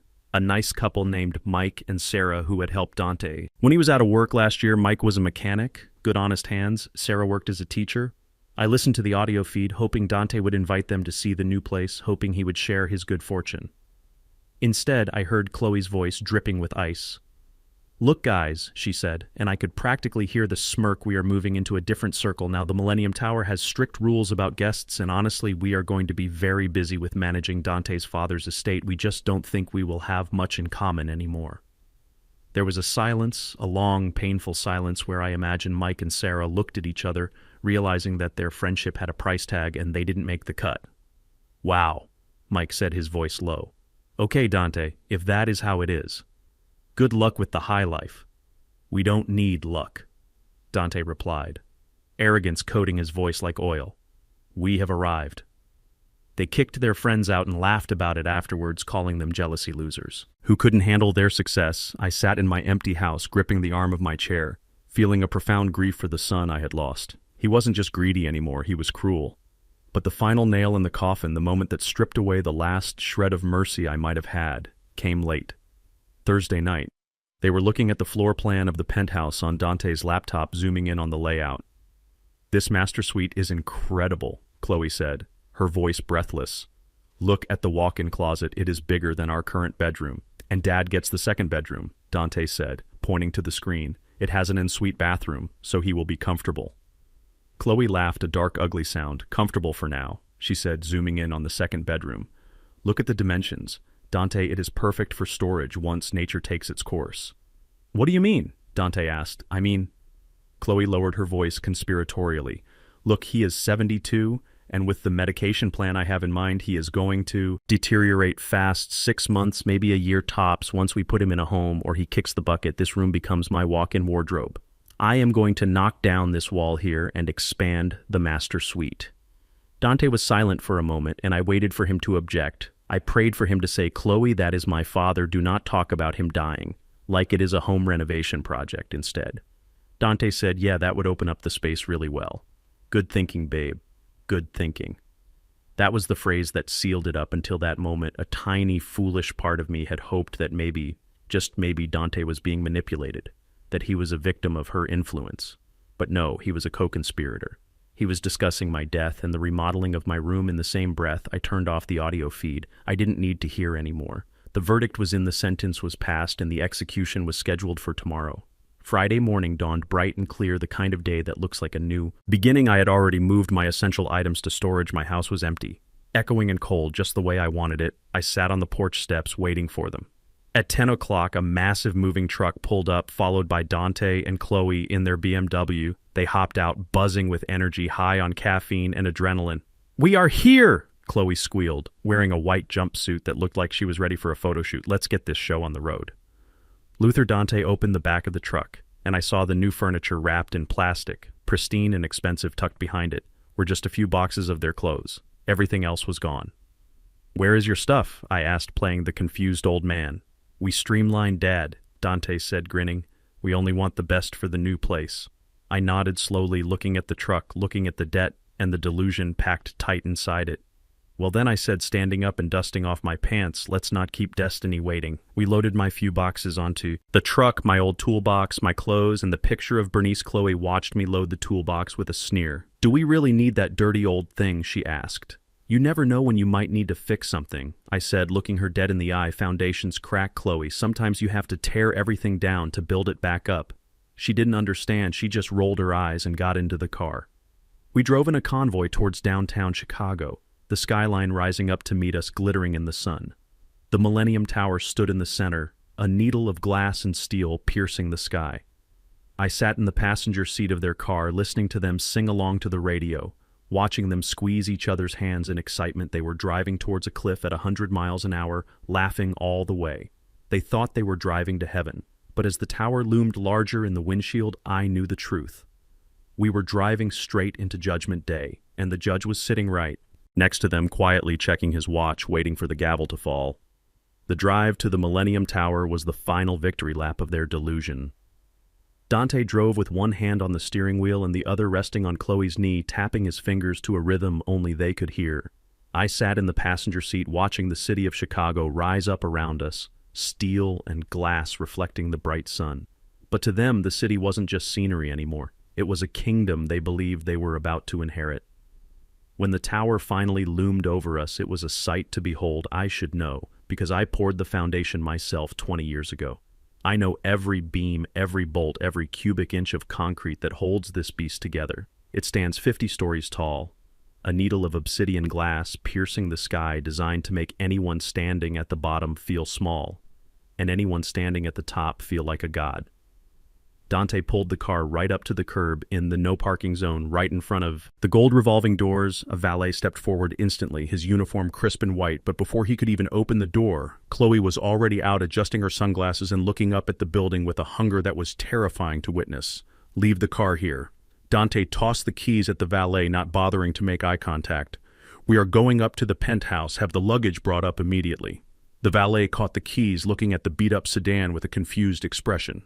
Sir, this is a loading zone for residents only. We are residents, Chloe snapped, walking around the car, her heels clicking sharply on the pavement. We are the residents of Penthouse 501, so I suggest you park the car and show a little respect. I climbed out of the car, slowly clutching my cane, looking at the building with feigned awe, acting the part of the overwhelmed old man finding himself in the land of giants. Wow, I muttered, looking up until my neck hurt. It is very tall, isn't it, son? It is. The top of the world, Dad, Dante said, placing a hand on my shoulder, his grip firm and possessive. Get used to it. This is where you belong now. We walked toward the massive glass doors, but before we could enter, a large man in a dark suit stepped into our path. He was the head of security, a man named Marcus, whom I had hired personally 10 years ago. Marcus was built like a tank and had a face that did not smile unless I paid him to. Excuse me, sir. Marcus said, his voice deep and rumbling. Do you have an appointment? Chloe stepped forward, instantly placing herself between me and the guard, using her body like a shield or perhaps a weapon. Do we look like we need an appointment? She asked. Lifting her chin to expose the long line of her neck, she was trying to look aristocratic, but she just looked petty. This is a private residence, ma'am, Marcus said, his face impassive.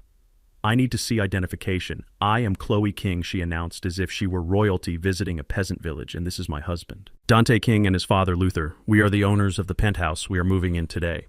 Marcus looked down at a clipboard in his hand. He didn't look at her. He just scanned the list, his finger tracing the names slowly, deliberately making them wait, making them sweat just a little bit in the afternoon sun.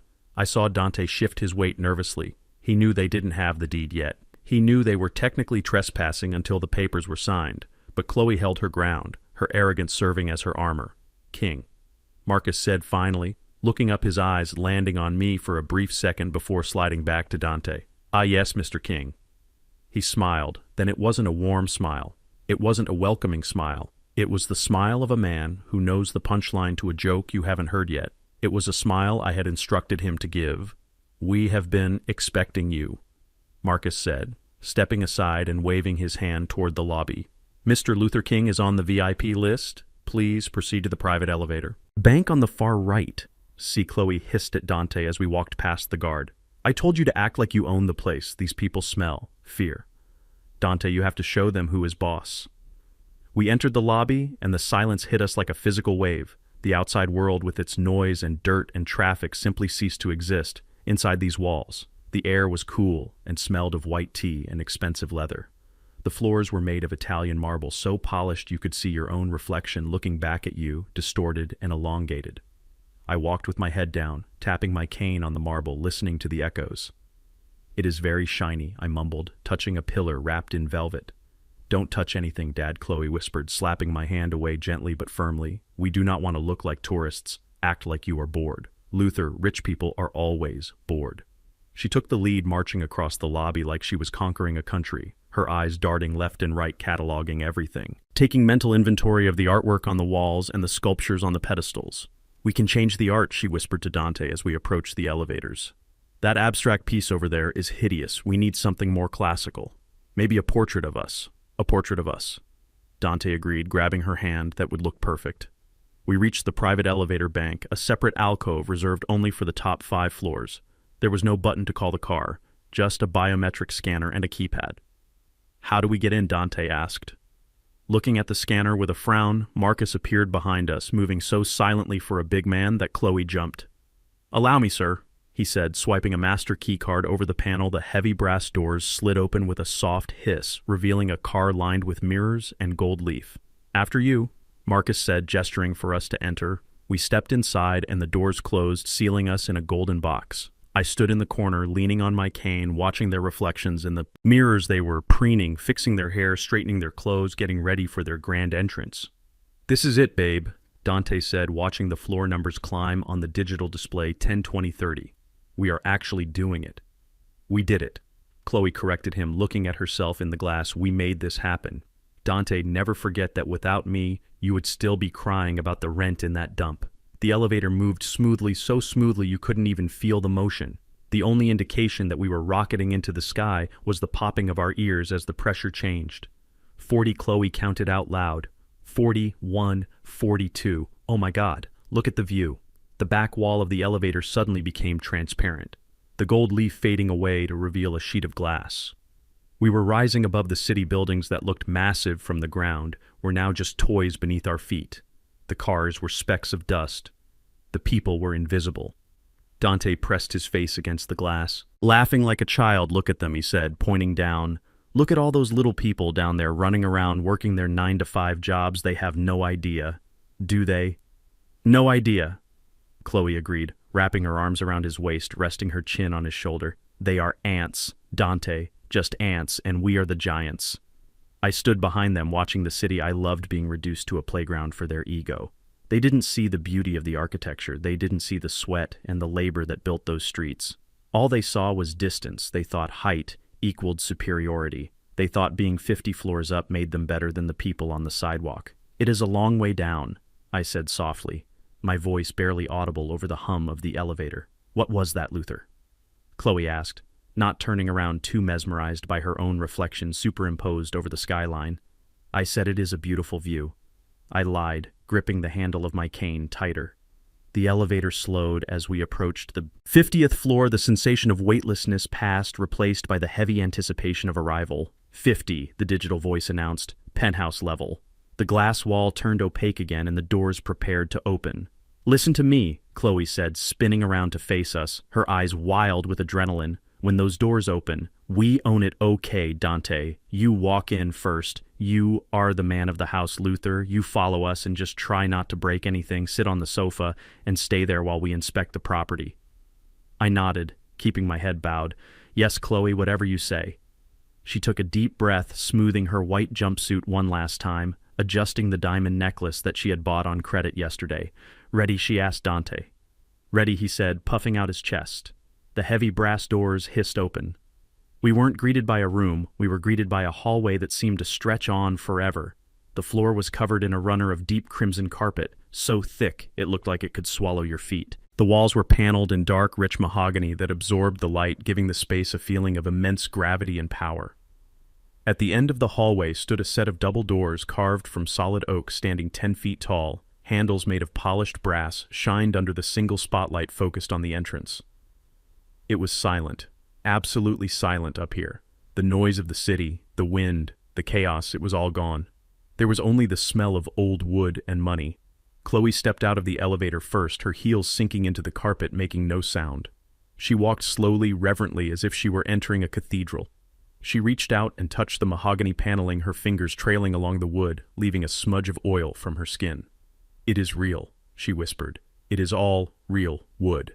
Dante followed her, his mouth hanging open slightly. Holy smoke, he breathed. This hallway is bigger than our entire apartment. They walked toward the double doors, drawn to them like moths to a flame. I followed a few.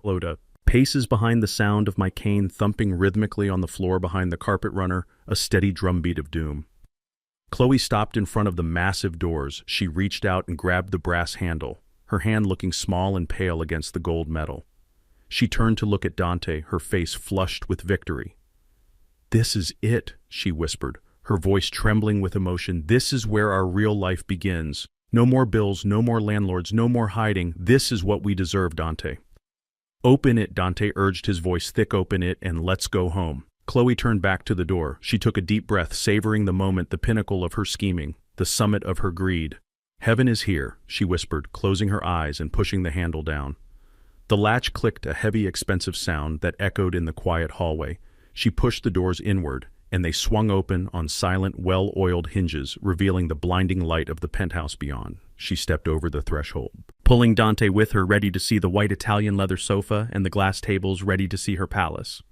But as I stepped out of the elevator and watched them cross that line, I knew they weren't walking into heaven. They were walking into a courtroom, and the trial was about to begin. The moment the heavy oak doors swung open, time didn't just stop. It shattered into a million jagged pieces.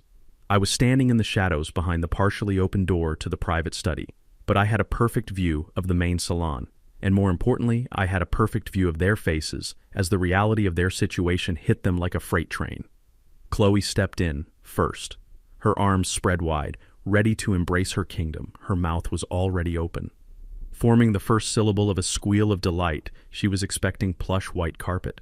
She was expecting the Italian leather sectional she had forced Dante to go into debt, for she was expecting floor-to-ceiling curtains blowing in the breeze and a wet bar stocked with champagne. What she got was a room that looked less like a home and more like an execution chamber. The penthouse was vast. Yes, the ceilings soared 20 feet high and the walls were indeed glass, revealing the entire city of Chicago spread out like a map below, but that was where the fantasy ended. There was no furniture, no comfortable chairs, no art on the walls, no rugs to soften the echo of their footsteps. The room was aggressively clinically empty, save for one massive object in the absolute center of the floor, a 20-foot-long conference table made of black granite polished to a mirror shine. It looked like a slab of obsidian cut from the heart of a mountain, and around it sat 12 high-backed leather chairs, stiff and imposing like a jury box. On the walls where Chloe had planned to hang portraits of herself were 6 large high-definition monitors, mounted in a row, glowing with a harsh blue light. They were currently displaying the logos of various shell companies, legal firms, and one very specific image, a live feed of the moving truck downstairs being turned away by police. Dante walked in behind her, stumbling a little as he crossed the threshold, looking for a place to set down the box of champagne glasses he was carrying. He froze so hard he almost dropped the box.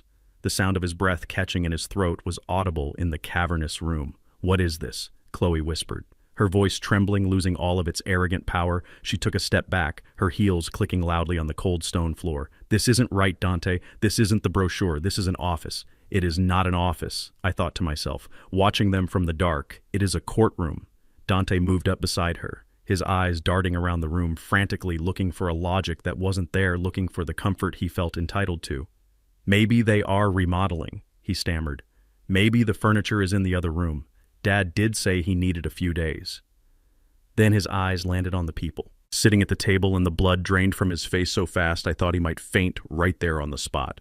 Because sitting at that granite table were 3 people who had absolutely no business being in the same room together unless that room was a nightmare. On the left sat Reggie, my attorney, a man with silver hair and a suit that cost more than Dante made in a year. Reggie had a stack of files in front of him, thick legal documents bristling with yellow sticky notes. He wasn't smiling, he was tapping a fountain pen against the granite, a steady rhythmic ticking that sounded like a countdown. On the right sat a woman named Eleanor Sterling. She was wearing a sharp gray blazer and her face was a mask of professional disappointment. She was the regional director of the marketing firm where Chloe worked. The woman Chloe had spent years sucking up to, the woman Chloe had lied to repeatedly about her family wealth. Eleanor had a single sheet of paper in front of her, a termination notice, printed on company letterhead. And in the middle, sitting directly across from the empty chair at the head of the table, was the man who made Dante's knees buckle. It was Marcus, the loan shark from the pool hall. Not the security guard downstairs, but the man who dealt in broken thumbs and high interest rates. He was wearing a cheap leather jacket that squeaked when he moved, and he was using a hunting knife to clean his fingernails. He looked out of place in the pristine penthouse like a stain on a wedding dress, but he looked very comfortable sitting next to my lawyer. Dante dropped the box of glasses. The crash was deafening, the sound of crystal shattering echoing off the glass walls. Like a gunshot, shards of glass skittered across the floor, sliding all the way to Marcus's boots. Marcus didn't flinch. He just looked down at the glass, then up at Dante and smiled a smile that showed a lot of gold teeth and zero mercy. "Hello, Dante," he said, his voice raspy like gravel in a blender. "Fancy meeting." "You here? I thought you said you were good for the money." Dante made a sound that was half whimper, half gasp. He took a step back, grabbing Chloe's arm so hard she yelped. "What is going on?" Chloe hissed, trying to pull away, trying to maintain her composure even as her world was dissolving. "Who are these people? Where is Luther?" Reggie stopped tapping his pen. He looked up over his reading glasses, his expression bored and dangerous. "Mr. King is present," Reggie said, his voice dry as dust. Where Chloe screamed, spinning around, searching the empty corners of the room. "Is he in the bathroom? Is he confused? Did you people break in here? Get out before I call the police." "You can call them." Marcus laughed, stabbing his knife into the granite table, the tip screeching against the stone. "But they are already downstairs towing your car." Dante was shaking now, vibrating with terror. He looked at Marcus, then at Eleanor, then at Reggie, connecting the dots, but refusing to believe the picture they formed. "Dad," he called out, his voice breaking like a child's. "Dad, are you here? Help us, these people are crazy." I waited just a moment longer, letting the silence stretch until it was almost unbearable. letting them feel the cold air of the penthouse seep into their bones, letting them realize that there was no exit, no escape, no help coming. Then I moved. I stepped out of the shadows of the study door, walking slowly into the light of the main room. I wasn't using my cane. I had left that prop in the closet back at the old house. I wasn't walking with a stoop. My spine was straight, my shoulders squared, powered by the muscle memory of 40 years of lifting steel and stone. And I wasn't wearing my old cardigan, or the frayed trousers they were used to seeing.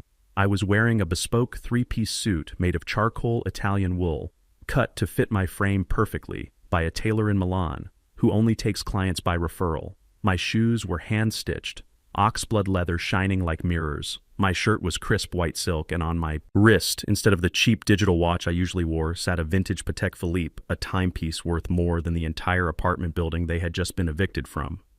I walked to the head of the table, the heavy leather chair facing away from them. I placed my hand on the back of the chair, feeling the smooth grain of the leather. I didn't look at them yet. I wanted them to see the back of the suit. I wanted them to see the posture of a man who owns the ground he stands on. Dad Dante whispered the word dying on his lips as he took in my appearance. He looked at me like he was seeing a stranger, like he was seeing a ghost. Luther Chloe breathed, her eyes wide, scanning me from head to toe, trying to reconcile the old man she had bullied with the titan standing before her. I slowly turned the chair around the mechanism, silent and smooth. I sat down, leaning back with the casual authority of a king on his throne. I rested my elbows on the armrests and steepled my fingers, looking at them over the top of my hands. The look on their faces was worth every penny I had spent buying this building. It was a mixture of confusion, terror, and the dawning horrific realization that they had been playing checkers with a grandmaster. Dante was pale sweat dripping down his face, ruining his collar. Chloe was frozen, her mouth opening and closing like a fish out of water, trying to find words that wouldn't come. I let my gaze drift from Dante to Chloe, then to the shattered glass on the floor, then back to their eyes. I didn't smile. I didn't frown. I just looked at them with the cold, indifferent appraisal of a judge looking at the accused. This wasn't a family reunion. This wasn't a housewarming party. And it certainly wasn't a rescue mission. I reached forward and pressed a button on the console built into the table behind me. The massive screens on the wall flickered and changed, displaying a live feed of the room we were in, capturing every bead of sweat on Dante's forehead and every twitch of Chloe's eye. I leaned forward toward the microphone embedded in the table, my voice amplified by the hidden speakers filling the room with a deep resonant sound that demanded absolute submission. "Come in, children," I said, my voice steady and hard as granite. "Pull up a chair." They didn't move. They couldn't move. I said, "Sit down." I commanded, my voice cracking like a whip across the distance between us. Dante jumped, almost tripping over his own feet as he scrambled toward the table. Chloe followed him, moving like a zombie, her arrogance completely stripped away, leaving only fear. They pulled out 2 chairs at the far end of the table, sitting down slowly, as if the seats were made of electric wire. They were facing me, but they were also facing their nightmares. Reggie on their left, Marcus on their right, and Eleanor staring them down from the side. I looked at them sitting there, small and terrified, in the vast, empty room, surrounded by the evidence of their own greed and my power. I picked up a crystal tumbler of whiskey that was waiting for me on the table, the ice clinking softly against the glass, the only sound in the dead silence. I took a sip, savoring the burn, savoring the moment. "Welcome to the Penthouse," I said, setting the glass down. "The meeting begins now." The silence in the room didn't last long, because denial is a loud and ugly beast. Chloe was the first to break the tension. She pushed her chair back against the marble floor, creating a screeching sound that made everyone wince. She stood up, her hands trembling, not from fear anymore, but from a sudden surge of irrational anger, the kind of anger a spoiled child feels when they are told the party is over. "Where is the furniture?" she screamed, her voice bouncing off the high glass walls and echoing back at us, distorted and shrill. "Where is the bed, Luther? Where is the sofa we picked out? Where is the television? This is a sick joke, isn't it? You are playing some kind of twisted game to teach us a lesson about patience. Well, we do not have time for games. The movers are downstairs with our things, so tell me where the bedrooms are right now." I watched her unravel with a sense of detached curiosity. She was standing in a room surrounded by her worst enemies. Yet her brain was still clinging to the fantasy. She was still trying to order me around. She was still trying to be the lady of the manor. "Sit down, Chloe," I said, my voice low and calm, contrasting sharply with her hysteria. "I will not sit down," she yelled, pointing a finger at me, a finger that was shaking violently. I want to know why there is a conference table in my living room. I want to know why these people are here looking at me like I am a criminal, and I want to know where I am going to sleep tonight. You are going to sleep exactly where you deserve to sleep, I replied, taking another slow sip of my whiskey. But before we discuss your accommodations, we need to review your application for tenancy. Application, she scoffed. We don't need an application. We are. Family. I repeated the word, tasting like ash in my mouth. That is an interesting word. Let's see how you define family, shall we? I reached out and pressed a small silver button on the console built into the granite table. Instantly, the room darkened as the motorized shades descended over the massive windows, blocking out the sun and the view of the city. The only light came from the 6 large monitors on the wall behind me, which flickered to life simultaneously. Chloe looked at the screens, and then she looked at me, her defiance beginning to crack just a little. "What is this?" she whispered. "Exhibit A," I said simply. The center screen brightened, showing a high-definition video feed. It was the interior of my kitchen from 3 days ago. The timestamp in the corner was clearly visible, showing exactly when they had visited me with their special tea. Chloe gasped, covering her mouth with her hand. Dante looked away, unable to watch. On the screen, we saw Chloe bustling around my kitchen. We saw her look over her shoulder to ensure I was distracted. And then we saw her pull a small packet from her pocket. We watched in high resolution as she dumped the white powder into the steaming mug of herbal tea and stirred it vigorously. "That is a lie," Chloe shrieked, pointing at the screen. "That is manipulated. That is a deep fake. I was putting in sweetener. It was stevia, I asked, raising an eyebrow. Stevia is a natural sweetener. It doesn't usually kill a houseplant in 48 hours. I pressed another button and a photo appeared on the screen next to the video. It was a close-up of the dead spider plant, its leaves brown and withered, the soil looking almost scorched. "I had the soil tested, Chloe," I said, my voice hardening. "The lab results came back this morning. That wasn't sweetener. And it wasn't just a sedative, it was a concentrated muscle relaxant mixed with a synthetic opioid. Giving that to a man of my age with my heart condition isn't caregiving, it is attempted manslaughter." The room went deadly silent. Even Marcus the loan shark stopped cleaning his nails and looked at Chloe with a mixture of disgust and professional respect for her cruelty. "You tried to kill me," I said, looking her dead in the eye. "You didn't just want me out of the way. You wanted me dead so you could inherit everything faster." "No," Dante moaned, putting his head on the table, covering his ears. "No, that isn't true. We just wanted you to sleep, Dad. We just wanted you to rest. I asked, my voice rising just a fraction. "Let's talk about the kind of rest you had in mind." I pressed the button again. Exhibit B. The screens changed this time, showing a waveform of an audio file. The date stamp was from last Thursday night. The location was their BMW. The audio began to play crisp and clear through the Penthouse surround sound system. "I am going to find the cheapest, rattiest nursing home in the state." Chloe's voice filled the room, loud and hateful. "The kind where the nurses steal your teeth and the food tastes like sawdust? And I am going to dump you there and forget you ever existed. You are going to rot, Luther, you are going to rot." Chloe sank back into her chair, her face draining of all color. She looked like a wax statue, melting under heat. She looked at Eleanor, her boss, hoping for some kind of sympathy, but Eleanor was staring at the table, refusing to meet her eyes. "But wait," I said, cutting through the silence, "there is more. Let's hear about your interior design plans." The audio continued, skipping forward to the conversation they had while looking at the floor plans. "Once nature takes its course," Chloe's recorded voice said casually, 6 months, maybe a year tops, once we put him in a home, or he kicks the bucket, this room becomes my walk-in wardrobe." I stopped the recording. The silence that followed was heavier than the granite table between us. "A walk-in wardrobe," I said softly, letting the words hang in the air. My life, my 40 years of labor, my blood and sweat, all of it was just an obstacle. Standing between you and a place to hang your coats. Dante was crying now. Silent, shaking sobs that racked his body. He was looking at his hands as if they were stained with blood. "I am sorry, Dad," he whispered. "I am so sorry." "Sorry doesn't pay the bills, Dante," I said coldly. "And speaking of bills, let's look at Exhibit C." I gestured to Marcus. Marcus leaned forward, his leather jacket creaking. He tossed a file onto the polished table. It slid across the surface and stopped right in front of Dante. "Open it." Marcus grunted. Dante opened the folder with trembling fingers. Inside were the loan documents he had signed, the ones with the exorbitant interest rates, the ones that used his own life as collateral. "You borrowed $30,000 from Mr. Marcus here. I said to buy furniture for a house you do not own. Furniture that is currently sitting in a truck downstairs that is being impounded by the city because you parked in a fire lane. Dante looked up at me, his eyes red and swollen. Do you know all this? Because I bought the debt, Dante, I said, leaning forward. I paid Marcus off yesterday, principal and interest, every single dime you owed him, you now owe me. Dante blinked, confused. You paid it, so I don't owe him anymore.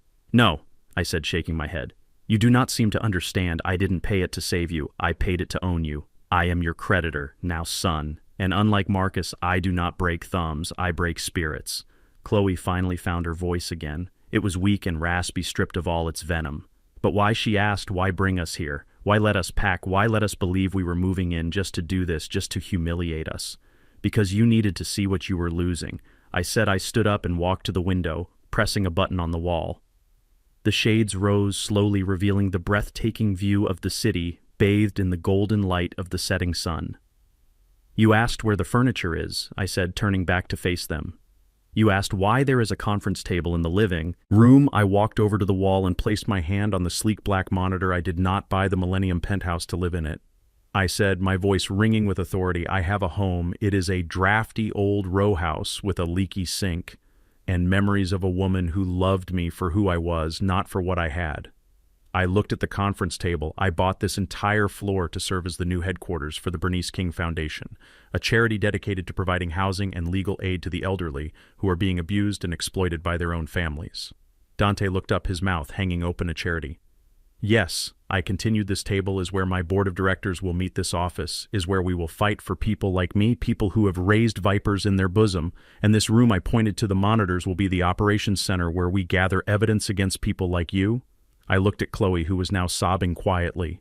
You wanted a penthouse, Chloe. Well, here it is. It is office. It is a fortress of justice, and you were the first case study. I walked back to my chair and sat down, signaling that the presentation was over. Dante looked around the room, looked at the cold monitors, looked at the unforgiving faces of the people at the table, and finally, the reality crashed down on him, the crushing weight of the trap I had sprung. But he stammered, his voice barely a whisper. But Dad, you said we could move in. You said we could make peace. You promised. I looked at my son, a grown man who still thought the world owed him a living, and I felt nothing but a cold resolve. I promised you a new life. Dante, I said, picking up my whiskey glass again. And I am a man of my word. Your new life starts now. But nobody said it was going to be a life of luxury. I turned to Reggie. Read them the terms, Reggie. Let's show them exactly where they will be living. Dante and Chloe looked at each other, and for the first time since they walked through those doors, they realized that the lack of a bed was the least of their problems. The trial was over, and the sentencing was about to begin. You lied to us, Chloe screamed, slamming her palms onto the cold granite table, her face twisted into a mask of pure victimhood. You lured us here under false pretenses. Luther, this is fraud. You promised to take care of us. You promised us a home, and instead you bring us into this ice box to play mind games. Well, I am not afraid of you, and I am certainly not afraid of your little legal threats, because at the end of the day, you are just a retired bricklayer with a little bit of savings, and we are your family. You owe us, Luther. You owe us for all the time we spent visiting you in that dump you call a house. I sat there and let her words wash over me like dirty water. She was drowning, and instead of reaching for a lifeline, she was trying to pull me down with her. The entitlement was so deep in her bones that she actually believed I owed her for the privilege of her breathing my air. I owe you nothing. I owe you, said my voice, dropping to a register that vibrated through the table. But since you brought up the topic of who owes who, let us clear up a few misconceptions about that retired bricklayer you seem to despise so much. I stood up slowly, buttoning my jacket, and walked over to the floor-to-ceiling window. I looked out at the Chicago skyline, the buildings gleaming in the twilight, the arteries of traffic pulsing with red and white lights. Come here, Dante, I commanded without turning around. My son dragged himself out of his chair, his legs shaking so bad he had to lean on the table for support. He walked over and stood beside me, afraid to look out the window, afraid to look at me. Look at the city, son, I said, pointing a finger at the horizon. Tell me what you see. I see buildings, Dante whispered. I see lights, I nodded. You see buildings. I see my life's work. Do you see that office tower on Wacker Drive, the one with the curved glass facade? Dante nodded. I poured the foundation for that in 1992, I said, and I didn't just pour it. Dante, I own 14% of the equity in the management firm that operates it. Look over there at the West Loop redevelopment project, the cranes on the horizon. I see them. Dante said Skyline Holdings is the primary contractor for that project, I continued, and I am Skyline Holdings. Dante turned his head slowly to look at me, his eyes wide, his mouth hanging open. He stammered, but you said you were retired. I am retired from physical labor, I said, turning to face him fully. I am not retired from making money. I own 30% of the residential redevelopment projects in this city. Dante, for the last 15 years. Every time a new high-rise went up, there is a good chance I was the silent partner signing the checks. I walked back to the table, and Reggie handed me a thin, black portfolio. Chloe was staring at me, now her anger replaced by a greedy hunger that was even more repulsive. She was doing the math in her head. She was calculating. Percentages. How much, she whispered, her voice trembling. How much are you worth? Luther, I looked at her with pity. My net worth as of the closing of the market today is just over $50 million, I said quietly. $50 million. Dante choked out the air, leaving his lungs as if he had been punched in the gut. $50 million, and you live in that row house with the leaky sink, because that row house is a home. Dante, I snapped, my voice echoing off the glass walls, because that is where your mother and I built a life based on love, not on showing off. But you two wouldn't understand that, would you? To you, $50 million isn't a legacy, it is just a shopping spree. Chloe let out a sound that was half laugh, half sob. $50 million, she repeated, her eyes darting around the room as if the money were hidden in the walls. We are rich. Dante, we are rich. I slammed my hand down on the table, startling her into silence. There is no we, Chloe, I roared. I am rich, you are broke. And that brings us to the second part of this meeting, the part about who owes. Who I opened the black portfolio Reggie had given me. Inside was not just one loan document, but a stack of them, thick and messy. You see, Dante, when I decided to buy the debt you owed Marcus for the furniture, I decided to do a little digging. I wanted to see just how deep the rot went. I wanted to know if my son was just having a bad month or if he was living a lie.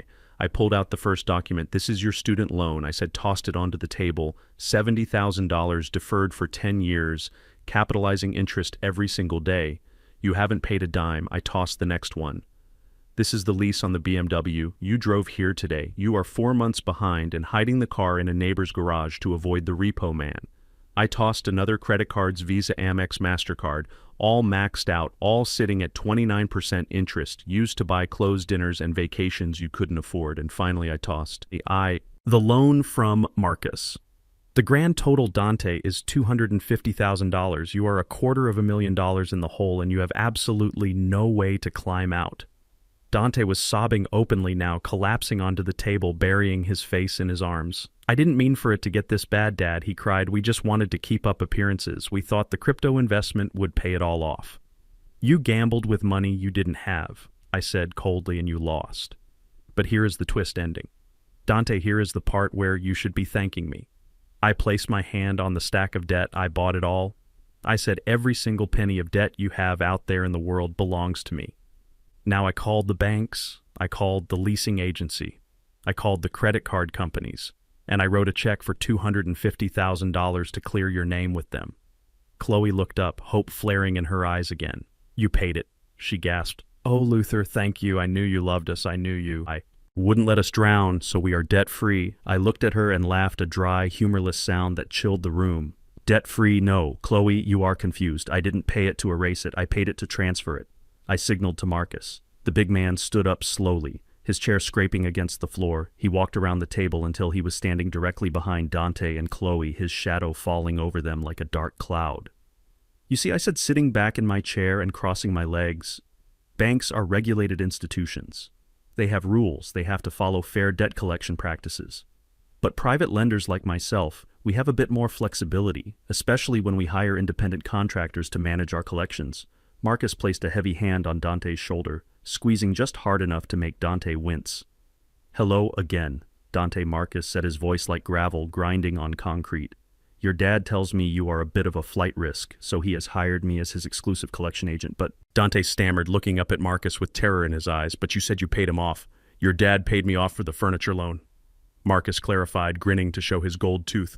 But now he has hired me to collect the full $250,000 on his behalf, plus a modest administration fee.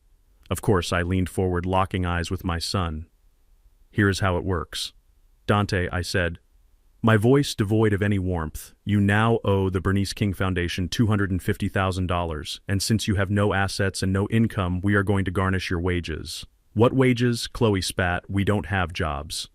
Not yet, I corrected her, but you will. Starting tomorrow morning, you will work, and every single dollar you earn, minus a small allowance for basic survival food, will go directly to me until the debt is paid. And if we refuse, Chloe challenged, crossing her arms, if we refuse to work for your little charity, what are you going to do, sue us? I looked at Marcus. Tell her. Marcus leaned down close to Chloe's ear, his voice a low rumble that made her hair stand on end. We don't sue, ma'am, he whispered. We seize if you miss a payment. We take whatever you have left, we take the phones out of your hands, we take the clothes off your back, and since this is a private debt contract that your husband is about to sign to avoid jail time for fraud, we have the right to enforce it vigorously. Chloe turned pale, realizing that the monster she feared wasn't the legal system. It was the man standing behind her, the man sanctioned by her father-in-law. It is legal, Dante, I said, picking up the pen and holding it out to him. It is painful. It is humiliating, but it is legal, and it is the only way you stay out of prison for the drug cocktail you tried to feed me. Dante looked at the pen, then at me, then at Marcus. I will sign, he whispered, his spirit finally breaking completely. I will sign anything. Just don't let him hurt me. He won't hurt you physically, son, I said, dropping pen onto the document in front of him. Unless you are late. Marcus chuckled a dark sound that promised nothing good. You are going to want to be on time, Dante, Marcus said, patting his shoulder. Hard on time and hard working, because $50 million is a lot of money, but you are not seeing a dime of it until you pay back what you owe to the penny. I watched my son pick up the pen, his hand shaking so violently he could barely hold it. He signed his name on the line, signing away his freedom, signing away his arrogance. There, I said when he finished, that is the first honest thing you have done in years. Now I stood up, smoothing my jacket. Let's talk about your new living arrangements.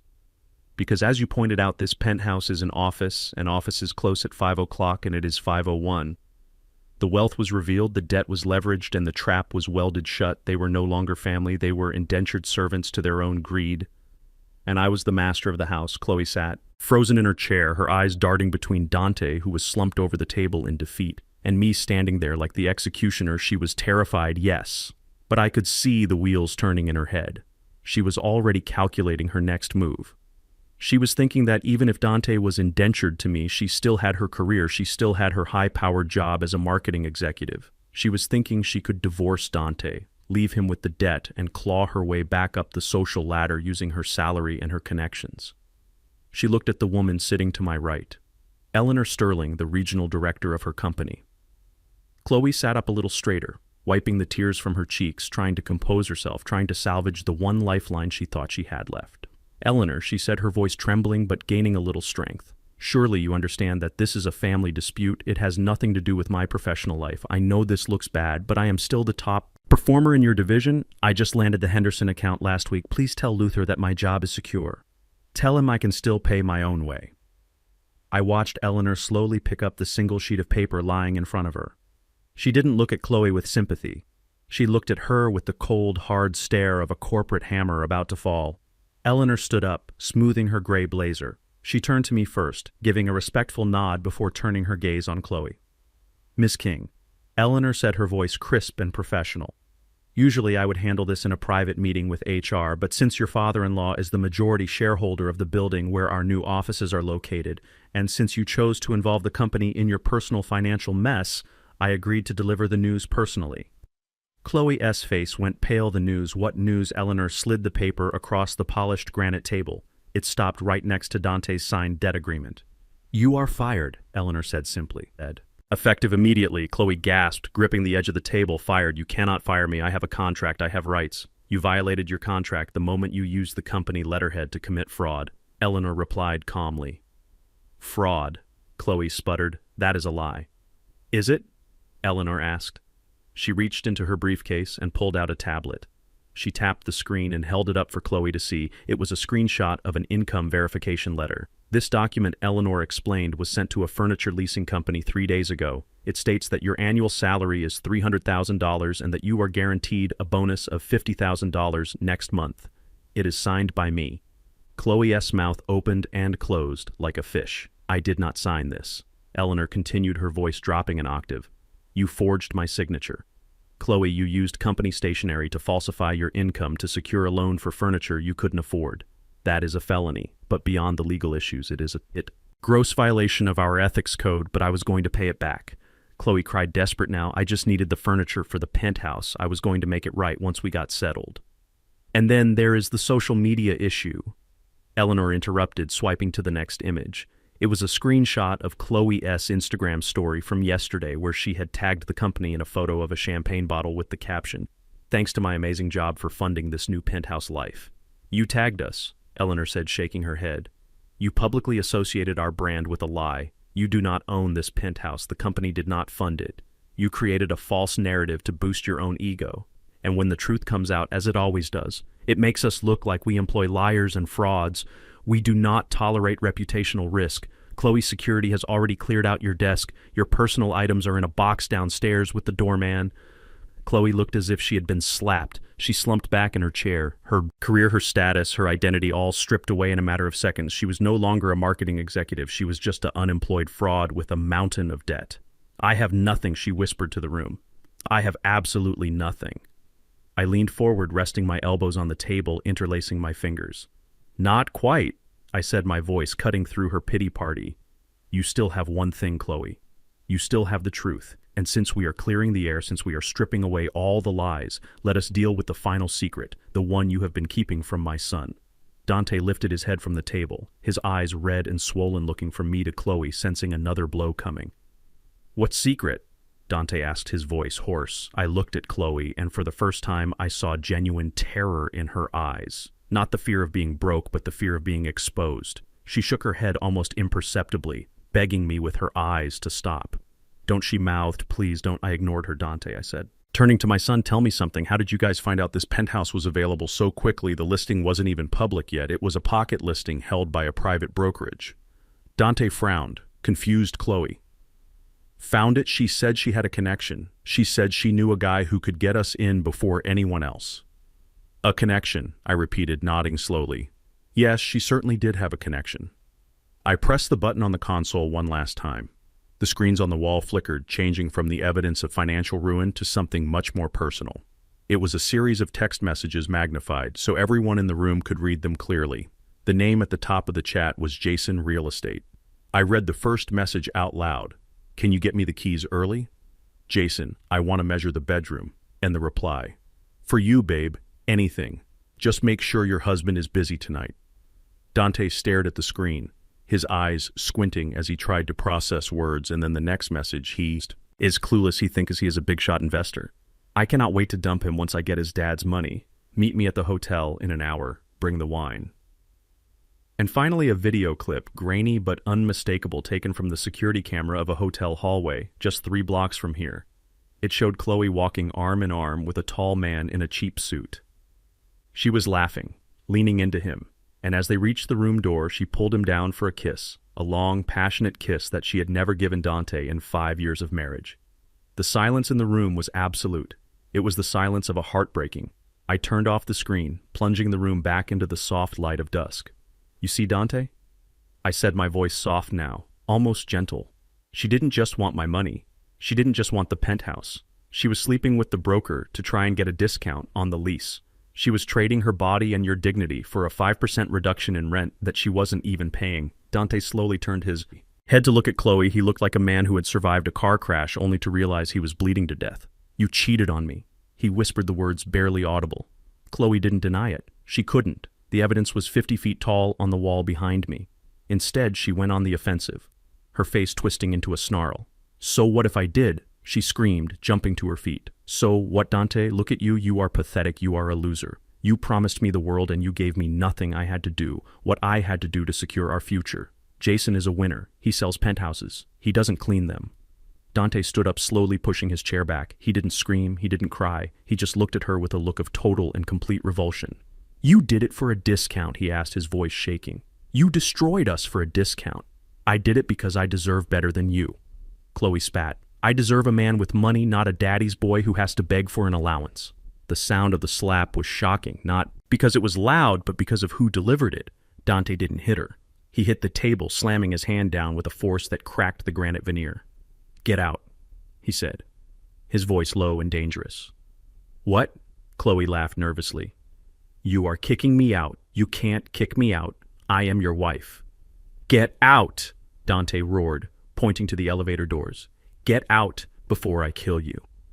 Chloe looked at him, looked at the rage in his eyes, and realized that she had pushed him too far. She looked at me, looked at Eleanor, looked at Marcus. Nobody moved to help her. Nobody offered her a hand. She grabbed her purse, holding it like a shield. "Fine," she hissed. "I am leaving anyway. I don't need you. I don't need any of you. I will find Jason. He will take care of me." I watched her walk to the elevator, her heels clicking on the floor, but the rhythm was different now. It wasn't arrogant, it was frantic. She punched the button repeatedly, waiting for the doors to open. When the elevator finally arrived, she stepped inside and turned around to give us one last hateful look. "You will regret this," she screamed as the doors closed. "You will all regret this." The doors slid shut, and she was gone, dropping 50 floors down to the street where she belonged. Dante stood there for a moment, staring at the closed doors, then his legs gave out and he collapsed onto the floor. Not sobbing, just sitting there staring at nothing. His life completely dismantled. In the span of an hour, I signaled to Marcus and Eleanor to leave. They gathered their papers quietly and walked to the service exit, leaving me alone with my son. I poured 2 glasses of whiskey and walked over to where Dante was sitting on the cold floor. I sat down next to him, handing him a glass. He took it, his hands shaking the ice, rattling against the crystal. "She never loved me, did she, Dad?" he asked quietly, looking into the amber liquid. I clinked my glass against his. "No, son. I said she loved the lifestyle you promised her, and when you couldn't deliver, she tried to steal it from me." Dante took a long drink, closing his eyes against the pain. "I have nothing left," he whispered. "No wife, no home, no job, just a mountain of debt." I put a hand on his shoulder, feeling the tension in his muscles. "You have the truth, Dante," I said, "and you have a mop. The debt is real, but so is the opportunity to pay it off. You start tomorrow at 6 a.m. The basement needs cleaning." Dante looked at me, and for the first time in years, I saw respect in his eyes. Not fear, not greed, but respect. "Yes, sir," he said, taking another sip of whiskey. 6 a.m. We sat there on the floor of the empty penthouse, watching the city lights come on one by one. 2 men surrounded by millions of dollars of glass and steel, but finally, for the first time in a long time, living in reality. The silence in the penthouse was broken only by the hum of the ventilation system and the ragged breathing of my son Dante, sat on the floor with his expensive suit jacket bunched up around him, looking like a child who had lost his mother in a supermarket. The whiskey glass sat untouched beside him. The ice melted into a pool of amber water. "Dad," he whispered, finally lifting his head to look at me. His eyes were bloodshot and rimmed with dark circles. Terror was starting to set in, real terror, not the anxiety of missing a credit card payment, but the primal fear of survival. "So where do I go?" I took a sip of my own drink and watched him. I didn't answer immediately. I let the question hang in the air, forcing him to confront the reality of his situation. "We gave up the apartment." Dante continued, his voice rising in panic. "We terminated the lease because you told us to. We sold the furniture, we threw away everything we didn't bring here. I have nowhere to go, Dad. I have no money for a hotel. I have no car because you repossessed it. And I have no friends because Chloe insulted them all. Where am I supposed to sleep tonight?" He looked around the empty glass box of the penthouse, hoping against hope that I would point to a hidden door and reveal a guest suite, hoping that despite the debt and the humiliation, I would still cushion his fall, because that is what I had always done. I had always been the safety net. I set my glass down on the granite table with a deliberate click. "You are right," I said, my voice echoing in the vast space. "You cannot stay here. This is a place of business, and you are not an employee of the foundation. Not yet. Anyway," I stood up and buttoned my jacket. "Stand up. Dante, grab your bag." He scrambled to his feet, clutching the small duffel bag that contained the few clothes he hadn't thrown away. Hope flickered in his eyes. A pathetic, desperate thing. "Are you taking me to a hotel?" he asked. "Are we going to your house? I can sleep on the couch, Dad." "I promise I won't be a bother. I will help you fix the sink." I walked past him toward the elevator, pressing the call button. "We are not going to my house." I said. The doors slid open, revealing the mirrored interior that had seemed so magical to them just an hour. Ego, step inside. Dante followed me into the elevator. He watched as I reached out to the control panel, his eyes tracking my finger. He expected me to press the button for the lobby, for the ground floor, so we could walk out to a waiting car. But I didn't press G, I pressed B2. Dante frowned, staring at the button as it lit up with a harsh red glow. B2, he repeated. What is on B2 is that the parking garage. I didn't say a word. I just stood with my hands clasped behind my back, watching the numbers on the display count down 50, 49, 48. The descent was fast, much faster than the ascent had been. Gravity was pulling us down, and with every floor that flashed by, I could see Dante's anxiety growing. Maybe it is a garden apartment, he muttered to himself, trying to rationalize it, trying to keep his delusion alive. Yes, some of these luxury buildings have garden suites on the lower levels for guests or staff. That makes sense. It is probably cozy. I almost laughed, but I held it in, let him have his fantasy for 30 more seconds.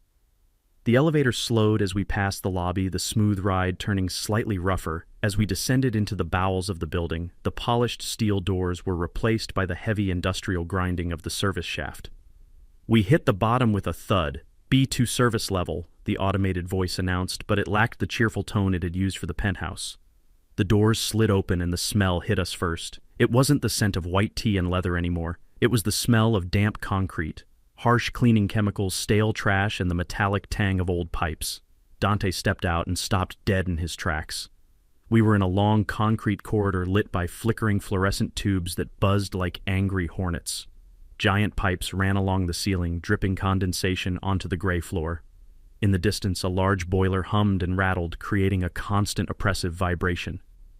"Dad," Dante said, his voice trembling. "Where are we?" I walked past him, my dress shoes clicking sharply on the concrete floor. "Follow me." I led him down the hallway, past rooms marked electrical supply and compactor room. We passed a large metal bin filled with garbage bags waiting to be hauled away. The stench was overpowering. Dante covered his nose with his sleeve, gagging slightly. "Dad, please tell me this is a shortcut to the exit." I stopped in front of a gray metal door at the end of the hall. The number 204 was stenciled on it in black paint. I reached into my pocket and pulled out a key, not a brass key like the one for the penthouse, but a simple flat piece of steel on a wire ring. I unlocked the door and pushed it open. "Home sweet home," I said. Stepping aside, Dante looked inside and his knees gave out. He had to grab the door frame to keep from falling. The room was small, maybe 10 feet by 10 feet. The walls were cinder block, painted a depressing shade of institutional beige. There were no windows, of course, because we were 30 feet underground. The floor was bare concrete, cold and unforgiving. In the corner sat two narrow metal cots with thin mattresses, the kind you see in prison cells or army barracks. There was a small metal locker, a sink that looked like it belonged in a gas station bathroom, and a single bare bulb hanging from the ceiling on a wire. "No," Dante whispered, backing away from the door. "No, no, no, I cannot live here. You can, and you will," I said, walking into the room and flipping the light switch. The bulb flickered to life, casting harsh shadows against the walls. I sat down on one of the cots, the springs creaking loudly under my weight. "I prepared this room for you and Chloe," I said, gesturing to the two beds. "I thought you might enjoy the intimacy of a shared space since you were so eager to move in together, but since she has resigned from the position, you get the whole suite to yourself." Dante shook his head violently, tears streaming down his face. "You cannot do this to me, Dad. This is a dungeon. I am your son. I am a human being. You cannot make me live in a storage closet." I stood up and walked over to him, my face hardening into stone. "You wanted to live in the Millennium Tower." "Dante," I said, my voice low and dangerous, "you begged me for it. You lied for it. You stole for it. Well, congratulations, son. You are living in the Millennium Tower. This is the residence for the night. Maintenance staff." "Maintenance," Dante choked out. I walked over to the metal locker and pulled it open. Inside hung a gray jumpsuit made of thick, rough polyester, with the building's logo stitched on the pocket. Next to it was a mop bucket and a set of heavy rubber gloves. I took the jumpsuit off the hanger and tossed it at him. It hit him in the chest, and he caught it, instinctively clutching the rough fabric. "You have a debt to pay. Dante, $250,000 plus interest," I said, leaning against the door frame. "And since you have no skills, no degree that is worth anything, and no work ethic, the only way you are going to pay that back is with sweat." I pointed to the jumpsuit. "Your shift starts at 6 a.m. You report to the head of custodial services. His name is Mr. Henderson, and he doesn't care who your father is. He only cares if the toilets are clean." Toilets. Dante whispered, looking down at the jumpsuit in horror. Yes, toilets. I confirmed specifically the toilets in the lobby and the penthouse. You see, Dante life has a funny sense of irony. You wanted to be in the penthouse. Well, you will be. You will be there every day scrubbing the floors, polishing the glass, and taking out the trash for the board of directors meetings. Dante dropped the jumpsuit on the dirty floor. I won't do it, he screamed, his face turning red. I won't do it. I refuse. I will leave. I will walk out of here right now and go to a shelter. I will go anywhere. But here I stepped closer to him, invading his personal space, forcing him to look me in the eye. You can leave, I said, shrugging my shoulders. The door's unlocked. Dante, you can walk out of here, climb the stairs to the street, and walk away. I won't stop you. Dante looked at the door, hope flaring for a second. But I continued, if you walk out that door, the deal I made with Marcus is void. Dante froze. I bought your debt. Dante, but if you quit, if you run away, I will sell it back to him, and I will sell it back at a discount. Marcus was very disappointed. He didn't get to use his knife today. He told me that if I ever got tired of collecting, I should just give him a call. I let that sink in. I let him imagine what Marcus would do to a man who owed him 30 grand and had no way to pay. So here is the choice, I said, pointing a finger at his chest. You stay here. You live in this room. You put on that gray suit and you work your way to freedom $1 at a time. You learn what it means to earn your keep. You learn what it feels like to have aching muscles and calloused hands, just like I did for 40 years. I paused, my voice softening just a fraction. Or you walk out that door and you take your chances with the wolves on the street. Dante looked at the open door leading to the dark hallway, and then he looked at the gray jumpsuit lying on the floor. He looked at the thin mattress on the metal cot. He was shaking, trembling with the realization that his life of comfort was truly completely over. He looked at me, pleading one last time with his eyes for mercy. Dad, please, he whispered. I am giving you mercy. Dante, I said sternly, I am giving you a job. I am giving you a roof over your head, and I am giving you a chance to become a man. It is more than you deserve. I checked my watch. Mr. Henderson does a roll call at 5:55 in the morning. I suggest you get some sleep. The boiler makes a lot of noise when it kicks on. I walked out of the room into the hallway. I didn't look back. I didn't say goodnight. I heard Dante sob once, a sharp broken sound, and then I heard the rustle of fabric as he picked up the jumpsuit. I walked to the elevator and pressed the button for the lobby. As the doors closed, I saw Dante sitting on the edge of the cot, his head in his hands, the gray uniform clutched to his chest. I leaned my head back against the mirrored wall of the elevator and closed my eyes. I felt exhausted, drained, empty, but I also felt a strange sense of peace. I had broken his heart. Yes, I had shattered his world. Yes, but I had stopped him from falling off the cliff. I had caught him at the very bottom. He would hate me for a long time, maybe forever, but one day, when he held a paycheck that he had actually earned, when he slept in a bed that he had actually paid for, he might understand. The elevator dinged at the lobby opening onto the polished marble and the scent of white tea. I walked out of the building, past Marcus the security guard, who gave me a sharp nod. Good night. Mr. King, Marcus said. Good night, Marcus. I replied, adjusting my coat. Keep an eye on B2 for me. Make sure he wakes up on time. I walked out into the cool night air of Chicago, the city lights shining bright around. I hailed a cab to take me back to my row house, back to my leaky sink and my memories. The penthouse was empty, the basement was full, and justice had been served hard and cold. Work or the street, that was the offer. And Dante had made his choice. Now the real work began for both of us. I walked out of the elevator and into the lobby expecting silence, but instead I walked into a war zone. Chloe was not gone. She had not left the building. She was standing in the center of the pristine marble floor, screaming at the top of her lungs, flailing her arms like a woman possessed, while 2 junior security guards tried to corral her away from the residence. She looked like a fallen angel. Her expensive white jumpsuit was stained with something dark, likely wine she had spilled in her rage. Her hair was a bird's nest of tangles, and her mascara was running down her face in black rivers, creating a mask of pure madness. When she saw me exit the elevator, the screaming stopped for a split second, replaced by a sound that was even more terrifying, a low, guttural growl of pure hatred. She pushed the guards aside with a strength born of desperation and lunged toward me, her fingers curled into claws reaching for my eyes. You ruined my life, she shrieked, her voice cracking under the strain. You old devil, you ruined everything. I will kill you, Luther. I will tear you apart with my bare hands. She was fast, fueled by the adrenaline of a cornered animal, but she wasn't fast enough. Marcus stepped out from behind the concierge desk, moving with the speed of a striking cobra. He didn't hit her, he didn't hurt her, he simply caught her wrists in midair, stopping her momentum cold just inches from my face. That is enough. Marcus said, his voice calm and deep like a slamming door. That is enough, Mrs. King. Let me go, Chloe screamed, kicking at his shins, spitting at him. Let me go so I can finish him off. He stole my penthouse. He stole my future. I stood there, without flinching, looking at this woman who had once sat at my dinner table and pretended to be a daughter. She was ugly now. Not physically, but spiritually. The rot inside her had finally seeped out to the surface, and it was repulsive to behold. Dante stepped out of the elevator behind me. He was still clutching the gray maintenance jumpsuit in his hands, looking small and defeated, but when he heard Chloe's voice, he looked up, his eyes focusing on the scene before him.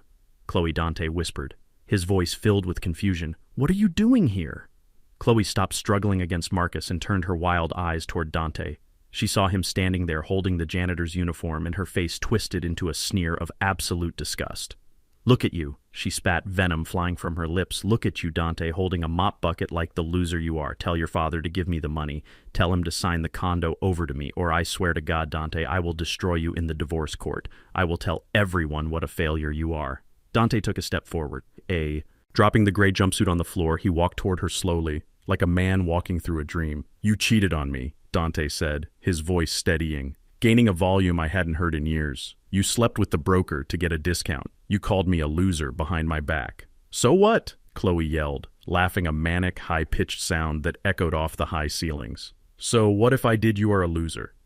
Dante, you were always a loser. I was the only thing that made you look good. And now look at you. You are nothing. You are a janitor living in a basement. She struggled against Marcus again, trying to lunge at me one last time. Give me the money. Luther, she screamed. Give me a settlement, or I will burn this building down. Marcus looked at me, waiting for the order to drag her out, but I held up a hand. Wait, I said. I looked at Dante. This is it, son, I said quietly. This is the moment. Nobody can make the choice for you. Are you going to walk out that door with her and continue living in the lie, being her doormat, or are you going to stay here and be a man? Dante looked at me, then he looked at Chloe. Chloe saw the hesitation in his eyes, and she switched tactics instantly. The rage vanished, replaced by a sickly sweet manipulation that was even more disturbing. She stopped fighting Marcus and let her body go limp, her eyes filling with fake tears. Baby, she cooed, reaching out a hand toward Dante. Baby, don't listen to him. He is trying to divide us. We are a team, remember? We are the kings. Come with me. Dante, let's leave this place. Let's go find a lawyer and sue him for everything he has. We can win, baby. We can take it all. Just come with me. Dante stood in the middle of the lobby, caught between two worlds. On one side was the woman who had dominated his every thought for 5 years, the woman who had driven him into debt and madness. On the other side was me, the father who had just sentenced him to hard labor, but who had also saved him from prison. Dante looked at Chloe's outstretched hand. He looked at the ring on her finger, a ring he had bought with stolen money, and then he looked at her face, really looked at her for the first time. He didn't see his wife anymore. He saw a parasite. He walked up to her until he was standing just inches away. Come on, baby, Chloe whispered, smiling through her smeared mascara. Let's go. Dante raised his hand slowly. Chloe flinched, expecting a caress, expecting him to take her hand and follow her into the dark. Instead, Dante's hand moved with a speed and force that shocked everyone in the room. The sound of the slap was like a gunshot in the quiet lobby. It was a sharp, brutal crack that snapped Chloe's head to the side. Silence descended instantly, absolute and heavy. Chloe froze, her hand flying to her cheek, her eyes wide with shock. She stared at Dante, unable to process that the puppet had just cut its own strings. You are not my wife, Dante said, his voice shaking not with fear, but with rage. Not anymore. You are a stranger. Get out. Dante. Chloe gasped, tears springing to her eyes, real tears this time, tears of shock. How could you? I said, get out, Dante roared, stepping into her space, his fists clenched at his sides. I worked for you. I stole for you. I almost went to jail for you, and you laughed at me. You cheated on me with a cheap real estate agent for a discount. Well, here is your discount, Chloe. You are free. He pointed to the revolving doors, his finger trembling. Go find Jason. Go find anyone. I don't care. Just get out of my sight and get out of my life. Chloe looked around the room, seeing the stony faces of the security guards, seeing my impassive expression, and finally seeing the wall of ice that Dante had become. She realized in that moment that her power was gone, her beauty could not save her, her manipulation could not save her, she was alone. She let out a scream of frustration, a primal sound of defeat. "I hate you," she screamed at Dante. "I hate you all." Marcus didn't wait for another signal. He nodded to the two junior guards, and they moved in, grabbing Chloe by the arms, not gently this time, but with the firm efficiency of bouncers removing trash. "Get your hands off me!" she shrieked, kicking and thrashing as they dragged her across the marble floor. "Do you know who I am? I am Chloe King. You are trespassing," Marcus said calmly, walking beside them, opening the door. They hauled her out onto the sidewalk and dumped her there. She stumbled, falling to her knees on the concrete, her expensive jumpsuit tearing at the knee. The last thing I saw before the doors revolved shut was Chloe screaming at the glass, pounding on it with her fists, her mouth open in a silent wail of despair. Then Marcus stepped in front of the door, blocking her from view, blocking her from our lives.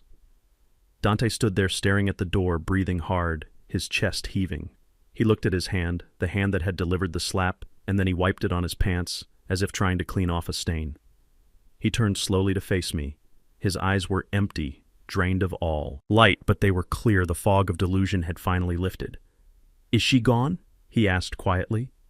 "She is gone," I said, walking over to him. "She can never hurt you again, Dante, unless you let her." Dante nodded slowly. He looked down at the floor where the gray maintenance jumpsuit lay in a crumpled heap. He walked over to it and picked it up, clutching it to his chest like a lifeline. "I don't have anywhere else to go," he whispered. "You have a job," I said, "and you have a debt to pay." I reached into my jacket pocket and pulled out a folded piece of paper. It was the employment contract detailing his hours, his wage, and the garnishment schedule for his debt. I held it out to him along with a pen.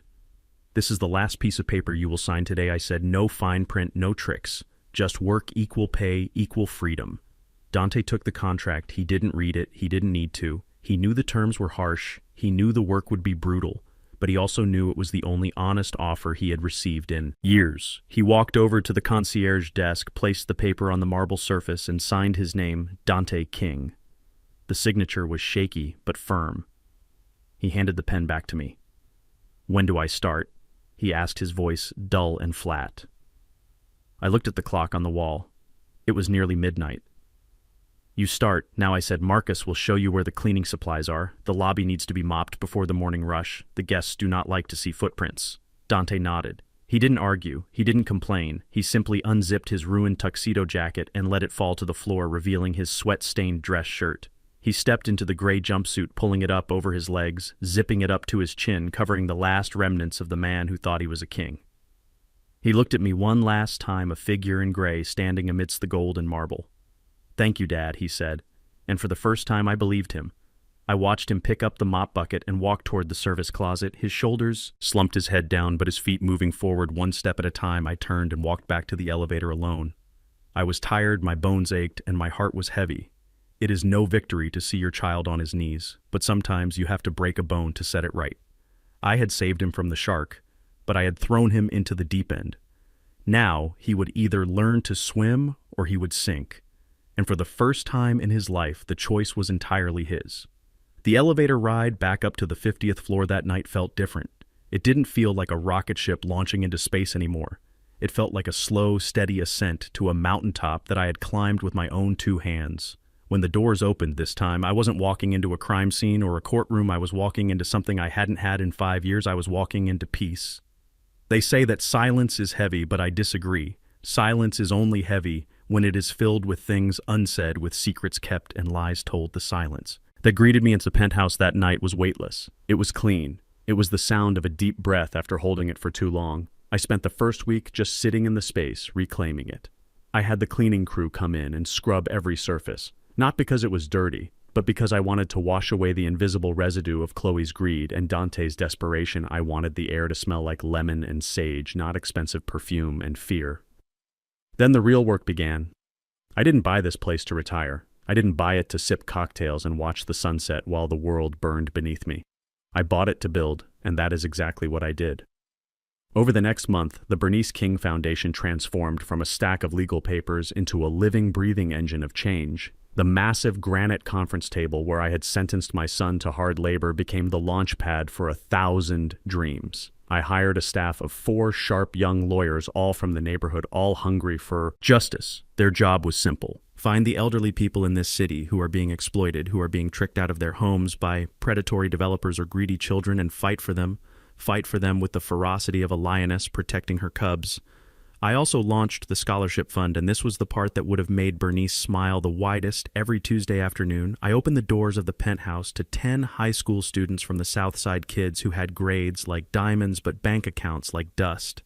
I remember the first time they walked in, they looked just like Dante, and Chloe had looked terrified, awestruck, afraid to touch anything because they had been told their whole lives that they didn't belong in places like this.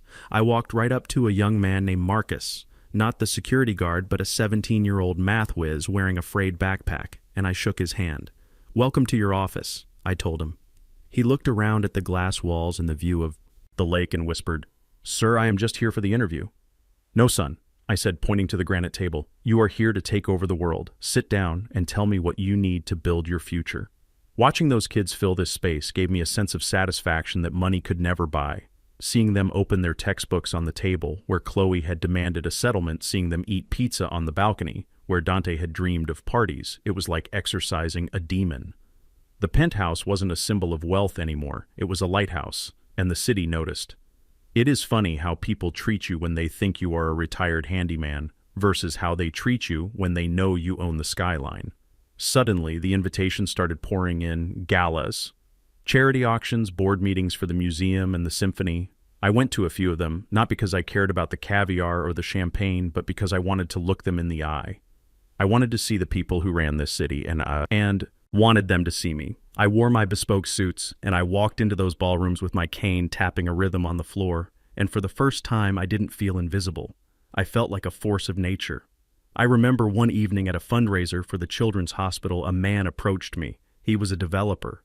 A man I had poured concrete for 20 years ago. A man who used to yell at me to work faster. "Luther," he said, extending a hand. His smile tight and respectful. "I heard about the foundation. Incredible work you are doing. Really inspiring." I shook his hand and held it just a second. Too long. "Thank you, Mr. Henderson," I said, my voice calm. "I learned a lot about the importance of strong foundations, working on your job sites." He paled slightly, realizing that I remembered every insult, every cut corner, but he didn't pull away. He just nodded and said, "Well, it is an honor to have you in the club, Luther." I wasn't in their club, I was building my own, but I let them think what they wanted. But the best moments, the moments I lived for, were not the board meetings or the public accolades. They were the quiet moments in the evening when the staff had gone home and the city lights turned on below me. It was a Friday night. Exactly 1 month after the eviction trap, I walked to the climate-controlled wine cellar I had installed in the pantry and pulled out a bottle I had been saving for 3 decades. It was a 1995 Chateau Margaux, the same vintage Dante had tried to order at the restaurant to impress his wife. But this bottle was real. I had bought it the year Bernice and I paid off our first mortgage. We had promised to drink it on our 50th anniversary, but she didn't make it that far. I carried the bottle in a single crystal glass out to the balcony. The wind was strong up there. 50 stories above the pavement. It whipped at my jacket and cooled my face, carrying the scent of the lake and the ozone of the city. I uncorked the bottle, the sound a soft pop that was lost in the wind. I poured the dark red liquid into the glass, watching it swirl, watching the light catch the deep ruby color. I walked to the railing and looked down. Far below me in the belly of the building, I knew Dante was there. I knew he was likely in the service elevator hauling trash bags or mopping the marble floor of the lobby. I didn't feel joy at the thought, but I didn't feel guilt either. I felt a quiet resolve. He was where he needed to be. He was learning the lesson that I should have taught him 20 years ago. He was learning that dignity is found in the work, not in the reward. I lifted the glass to the night sky. "To you, Bernice," I whispered, my voice caught by the wind. I took a sip. The wine was complex, rich, with notes of oak and berries and something else, something that tasted like time. It tasted like patience. It tasted like victory. For the first time in 5 years, I didn't feel the crushing weight of loneliness. I felt a presence beside me. I felt her hand on my shoulder telling me that I had done the right thing. "You cleaned house, Luther." I could almost hear her say, "You cleaned house and you kept the main beam strong." I looked out at the grid of Chicago, the millions of lights representing millions of lives struggling, dreaming, fighting, and I realized that I was no longer fighting. I had won. I had won back my dignity. I had won back my legacy. And most importantly, I had won back my truth. There was no more Chloe whispering poison in my ear. There was no more Dante looking at me with dollar signs in his eyes. There was only the wind, the wine, and the work. I took another sip and closed my eyes, letting the peace wash over me. It was a hard peace, a cold peace earned through fire and betrayal, but it was real. And as I stood there, the king of Chicago, looking down from my castle, I realized that the view wasn't beautiful because of the height. It was beautiful because for the first time in a long time, I was looking at it with clear eyes. I am Luther King, I thought, a bricklayer. A father, a survivor, and I am finally home. The glass was empty, but my heart was full. I turned back toward the warm light of the penthouse, ready for tomorrow, ready for the next battle, ready to help the next person who needed a shield. Because that is what we do, us old dogs. We do not just learn new tricks, we teach the wolves to be afraid of the dark. I stepped back inside and closed the heavy glass door, shutting out the wind, shutting out the noise, leaving only the silence and the satisfaction of a job well done. 6 months is a long time in the life of a building. Seasons change, tenants come and go. Steel settles into concrete, but in the life of a man, 6 months can be an eternity, especially when that man is living in a basement and scrubbing floors to pay for sins that cost $250,000. I didn't see Dante often during those first few months. I made sure of it. I had my own private elevator, and he had his service schedule. We existed in the same vertical village, but lived in different worlds. I was in the clouds, and he was in the dirt, but I heard reports Mr. Henderson, the head of custodial services, was a man of few words, but he was honest. Every Friday, he would leave a file on my desk with the weekly update, Week 1. Dante was late 3 times and broke a mop handle in a fit of rage. Week 4. Dante stopped complaining about the smell of the trash compactor. Week 8. Dante volunteered for an extra shift to cover for a sick colleague. Week 12. Dante paid off the first $5,000 of his debt. I read these reports with a magnifying glass, looking for signs of change, looking for the crack in the armor of his entitlement. But paper can only tell you so much. Sometimes you have to see the man to know if the boy has truly grown up. It was a Tuesday morning in November, the kind of Chicago day where the wind cuts through your coat like a knife even inside the lobby. The draft from the revolving doors was biting. I was on my way to a meeting with a city council regarding a new housing project for veterans. I was dressed in my usual charcoal suit, my coat draped over my arm, my mind focused on interest rates and zoning laws. I walked across the marble floor, the click of my shoes echoing in the high-ceilinged space. The lobby was busy, business people rushing to elevators, residents walking their dogs, couriers dropping off packages. It was the hum of commerce and life. And then I saw him. He was over by the south entrance near the large potted ferns. He was wearing the gray jumpsuit, but it fit him differently now. 6 months ago, it had hung on him loosely, a symbol of his shame. Now it was filled out not with fat, but with lean muscle, the kind you get from lifting heavy trash bags and buffing floors for 10 hours a day. He was on his knees, scrubbing a scuff mark on the marble with a hand brush, his rhythm steady and focused back and forth, back and forth. He wasn't looking at his phone. He wasn't looking at the people walking by. He was looking at the work. I stopped in the middle of the lobby, letting the crowd flow around me like water around a rock. I watched him for a full minute. He looked older. His face was thinner.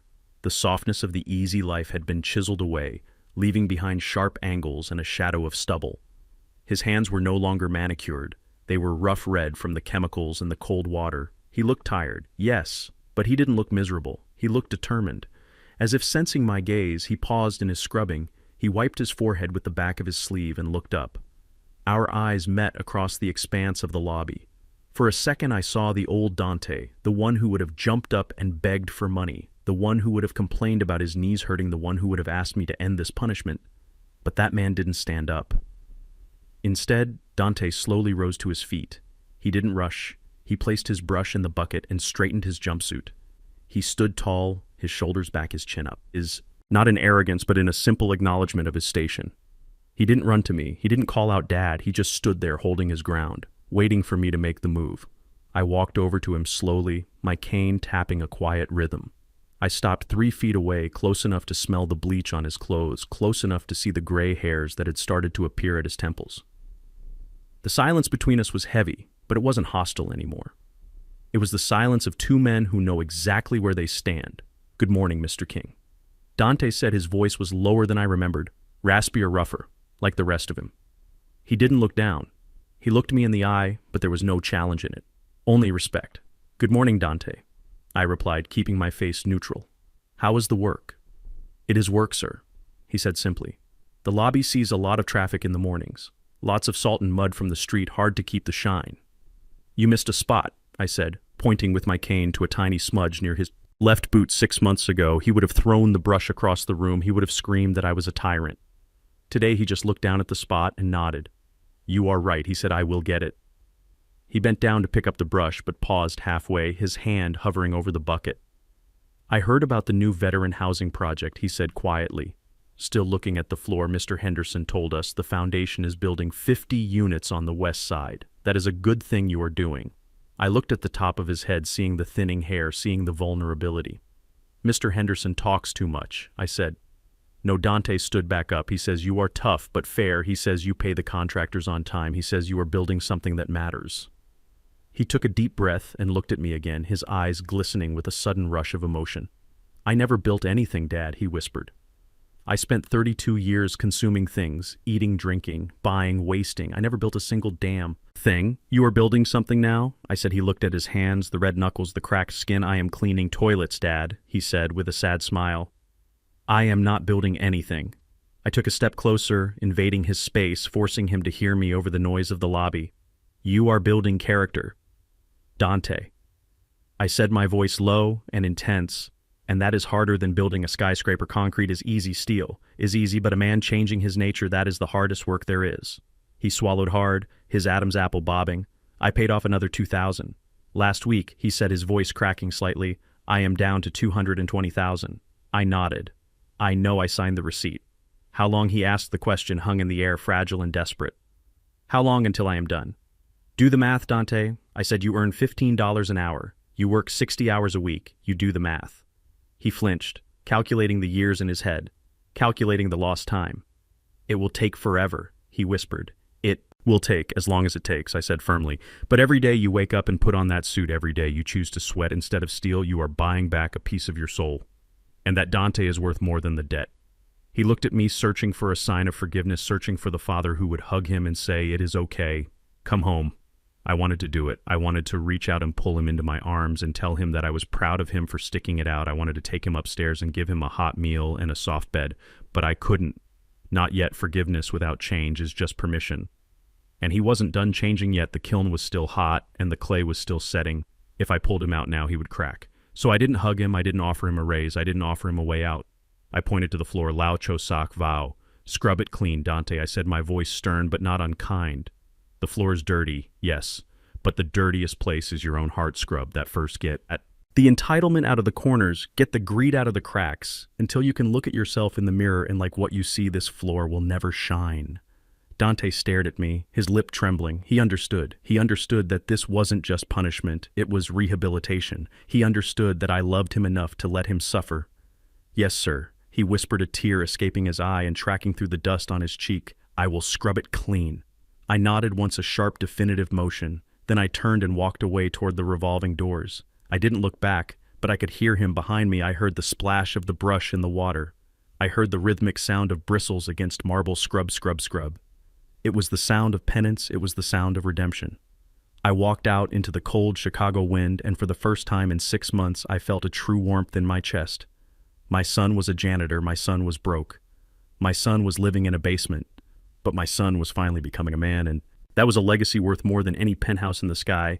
I hailed a cab and got in, not to go to a board meeting, but to go to the cemetery. I needed to tell Bernice. She wouldn't believe it, but our boy was finally learning how to work. As the cab pulled away, I looked through the rear window one last time. I could see Dante through the glass of the lobby. He was on his knees, head bowed, working with a fury, working with a purpose. Keep scrubbing, son. I thought to myself, keep scrubbing until you find the gold underneath, because it is there. I know it is there. I put it there myself. And one day, when the floor is clean enough to see your reflection, you will see that you look just like your father. I sat back and watched the city go by, a smile touching my lips. The payoff was coming not in dollars, but in dignity. And that was the only currency that mattered. In the end, time has a funny way of revealing the true nature of things. Just as winter strips the leaves from the trees to reveal the twisted branches underneath, a year has passed since the great eviction, and the landscape of my life looks very different now. The silence in the penthouse is no longer empty. It is filled with the quiet hum of purpose. But to understand the value of this piece, we must first look at the chaos left behind. Across town, far away from the gleaming glass of the Millennium Tower, There is a diner called the Rusty Spoon. It sits on a cracked corner of the suburbs where the streetlights flicker, and the air smells of exhaust and stale grease inside the fluorescent lights buzz with a headache-inducing rhythm, illuminating sticky tabletops and vinyl booths that have seen better decades. If you walked in there tonight, you would see a woman in a stained polyester uniform wiping down a counter with a gray rag. Her blonde hair is pulled back in a messy bun, and the harsh lights are not kind to the lines of bitterness etched around her mouth. She looks older than her 29 years, worn down by the friction of a reality she never thought she would have to touch. This is Chloe. She is not managing a marketing team. She is not decorating a penthouse, and she is certainly not sipping champagne. She is pouring endless cups of weak coffee for truck drivers who do not look at her face and teenagers who laugh at her shoes. I know this because I have eyes everywhere. Marcus sends me updates, not because I ask for them, but because he believes in thoroughness. Just last week, he told me that Muffy Chloe, as old friend from the country club, came into the diner. Muffy was lost, looking for directions, and she sat in Chloe's section. Chloe tried to hide. She tried to turn away, but there is nowhere to hide in a diner. Muffy recognized her, and the interaction was brutal in its brevity. Muffy didn't offer sympathy. She didn't offer help. She simply ordered a Diet Cola, drank half of it, and left a $2 tip on the table without ever making eye contact. I imagine Chloe watched her leave, watched her get into a luxury SUV, and drive away while she stood there holding a pot of coffee, her hands shaking with a rage that has nowhere to go because she is alone. She is drowning in credit card debt, legal fees from the divorce, and the crushing weight of her own ego. She lives in a studio apartment smaller than my bathroom. She sleeps on a mattress on the floor, and every night she looks out her window toward the city skyline, seeing the needle of the Millennium Tower piercing the clouds, and she knows that I am up here. And she knows that Dante is down there, and she knows that she is the only one on the outside. She blames me, of course. She tells anyone who will listen that her father-in-law is a monster who stole her inheritance. She plays the victim perfectly. But nobody is buying tickets to that show anymore. She is learning the hardest lesson of all that. When you burn bridges to light your way, you eventually run out of road and end up standing alone in the dark. But up here on the 50th floor, the air is clear. Is late now. The city below is a grid of amber and white, a living, breathing circuit board of millions of souls. I am sitting in my favorite leather chair, the one facing the south window. The office is quiet.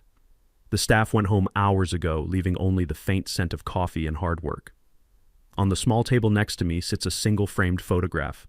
It is black and white, taken 40 years ago on a boardwalk in Atlantic City. Bernice is laughing, her head thrown back, her hand clutching a straw hat to keep it from blowing away. I am looking at her with a look of such absolute adoration that it makes my chest ache. Even now I reach out and touch the cool glass of the frame, tracing the line of her smile. "We did it, Bernice," I whisper into the quiet room. I pick up the weekly report from Mr. Henderson that is sitting on my lap. Dante has been promoted. He is no longer just scrubbing floors. He is managing the inventory for the maintenance department. He caught a supplier trying to overcharge us for cleaning fluid last week and reported it saving the building $3,000. He didn't ask for a reward. He didn't ask for a cut. He just did it because it was the right thing to do, because it was his job. I saw him yesterday in the service elevator. He was tired. His hands were rough, but he was smiling. He was joking with one of the new guys, telling him how to properly wax the marble so it doesn't streak. He looked like a man who sleeps well at night. He is going to be okay, Bernice. I say to the photo he had to walk through the fire, but he came out the other side. He isn't the boy we spoiled anymore. He is the man we hoped he would be. I take a sip of my tea, feeling the warmth spread through my chest, the anger that fueled me for so long, the need for revenge, the need to teach a lesson. It has all faded, leaving behind a calm resolve. I look around the penthouse, this fortress of glass and steel that I turned into a weapon and then into a school. It served its purpose. It broke the cycle of the greed that was threatening to destroy our family line. I stand up slowly, my joints popping in the silence, and walk to the window, looking down at the city one last time. The world is full of Chloe's, people who think the world owes them something, people who mistake kindness for weakness. But there are also Dante people who can be saved if you love them enough to let them fall. And there are people like me, the old guard, the watchers, the ones who keep the foundation strong when the storm comes. I turn off the lamp, leaving the room lit only by the glow of the city. I look back at Bernice's photo, her smile ghostly in the shadows. I clean the house. "Bernice," I say softly, my voice thick with emotion. I swept out the dirt, I threw out the trash, and I scrubbed the floors until they shined. The house is clean now, my love, and the foundation is holding. I stand there for a moment longer, listening to the wind howl outside, a sound that used to make me feel lonely, but now just makes me feel safe. I am the keeper of the gate. I am the father who did what had to be done, and for the first time in a long time, I am at peace. The screen fades to black, slowly swallowing the light, leaving only the sound of a saxophone playing a low, mournful, but powerful jazz melody, a tune that speaks of hard roads traveled and the quiet victory of arriving home. Respect is not a currency you can counterfeit, and loyalty is not a subscription you can cancel when it becomes expensive. Luther Journey teaches us that true power lies not in the noise of demand, but in the silence of preparation. Those who mistake kindness for weakness and patience for ignorance often wake up to a reality where the doors they slammed shut are the only ones they need to open. In the end, you cannot inherit what you are not willing to earn. And the heaviest debt a child can owe is the cost of their own ingratitude. If you enjoyed this story of justice and redemption, please hit the like button and subscribe to the channel for more stories like this. Let me know in the comments if you think Luther was too hard on Dante or if he did exactly what a father should do. I read every single comment and I want to hear your voice. See you in the next story.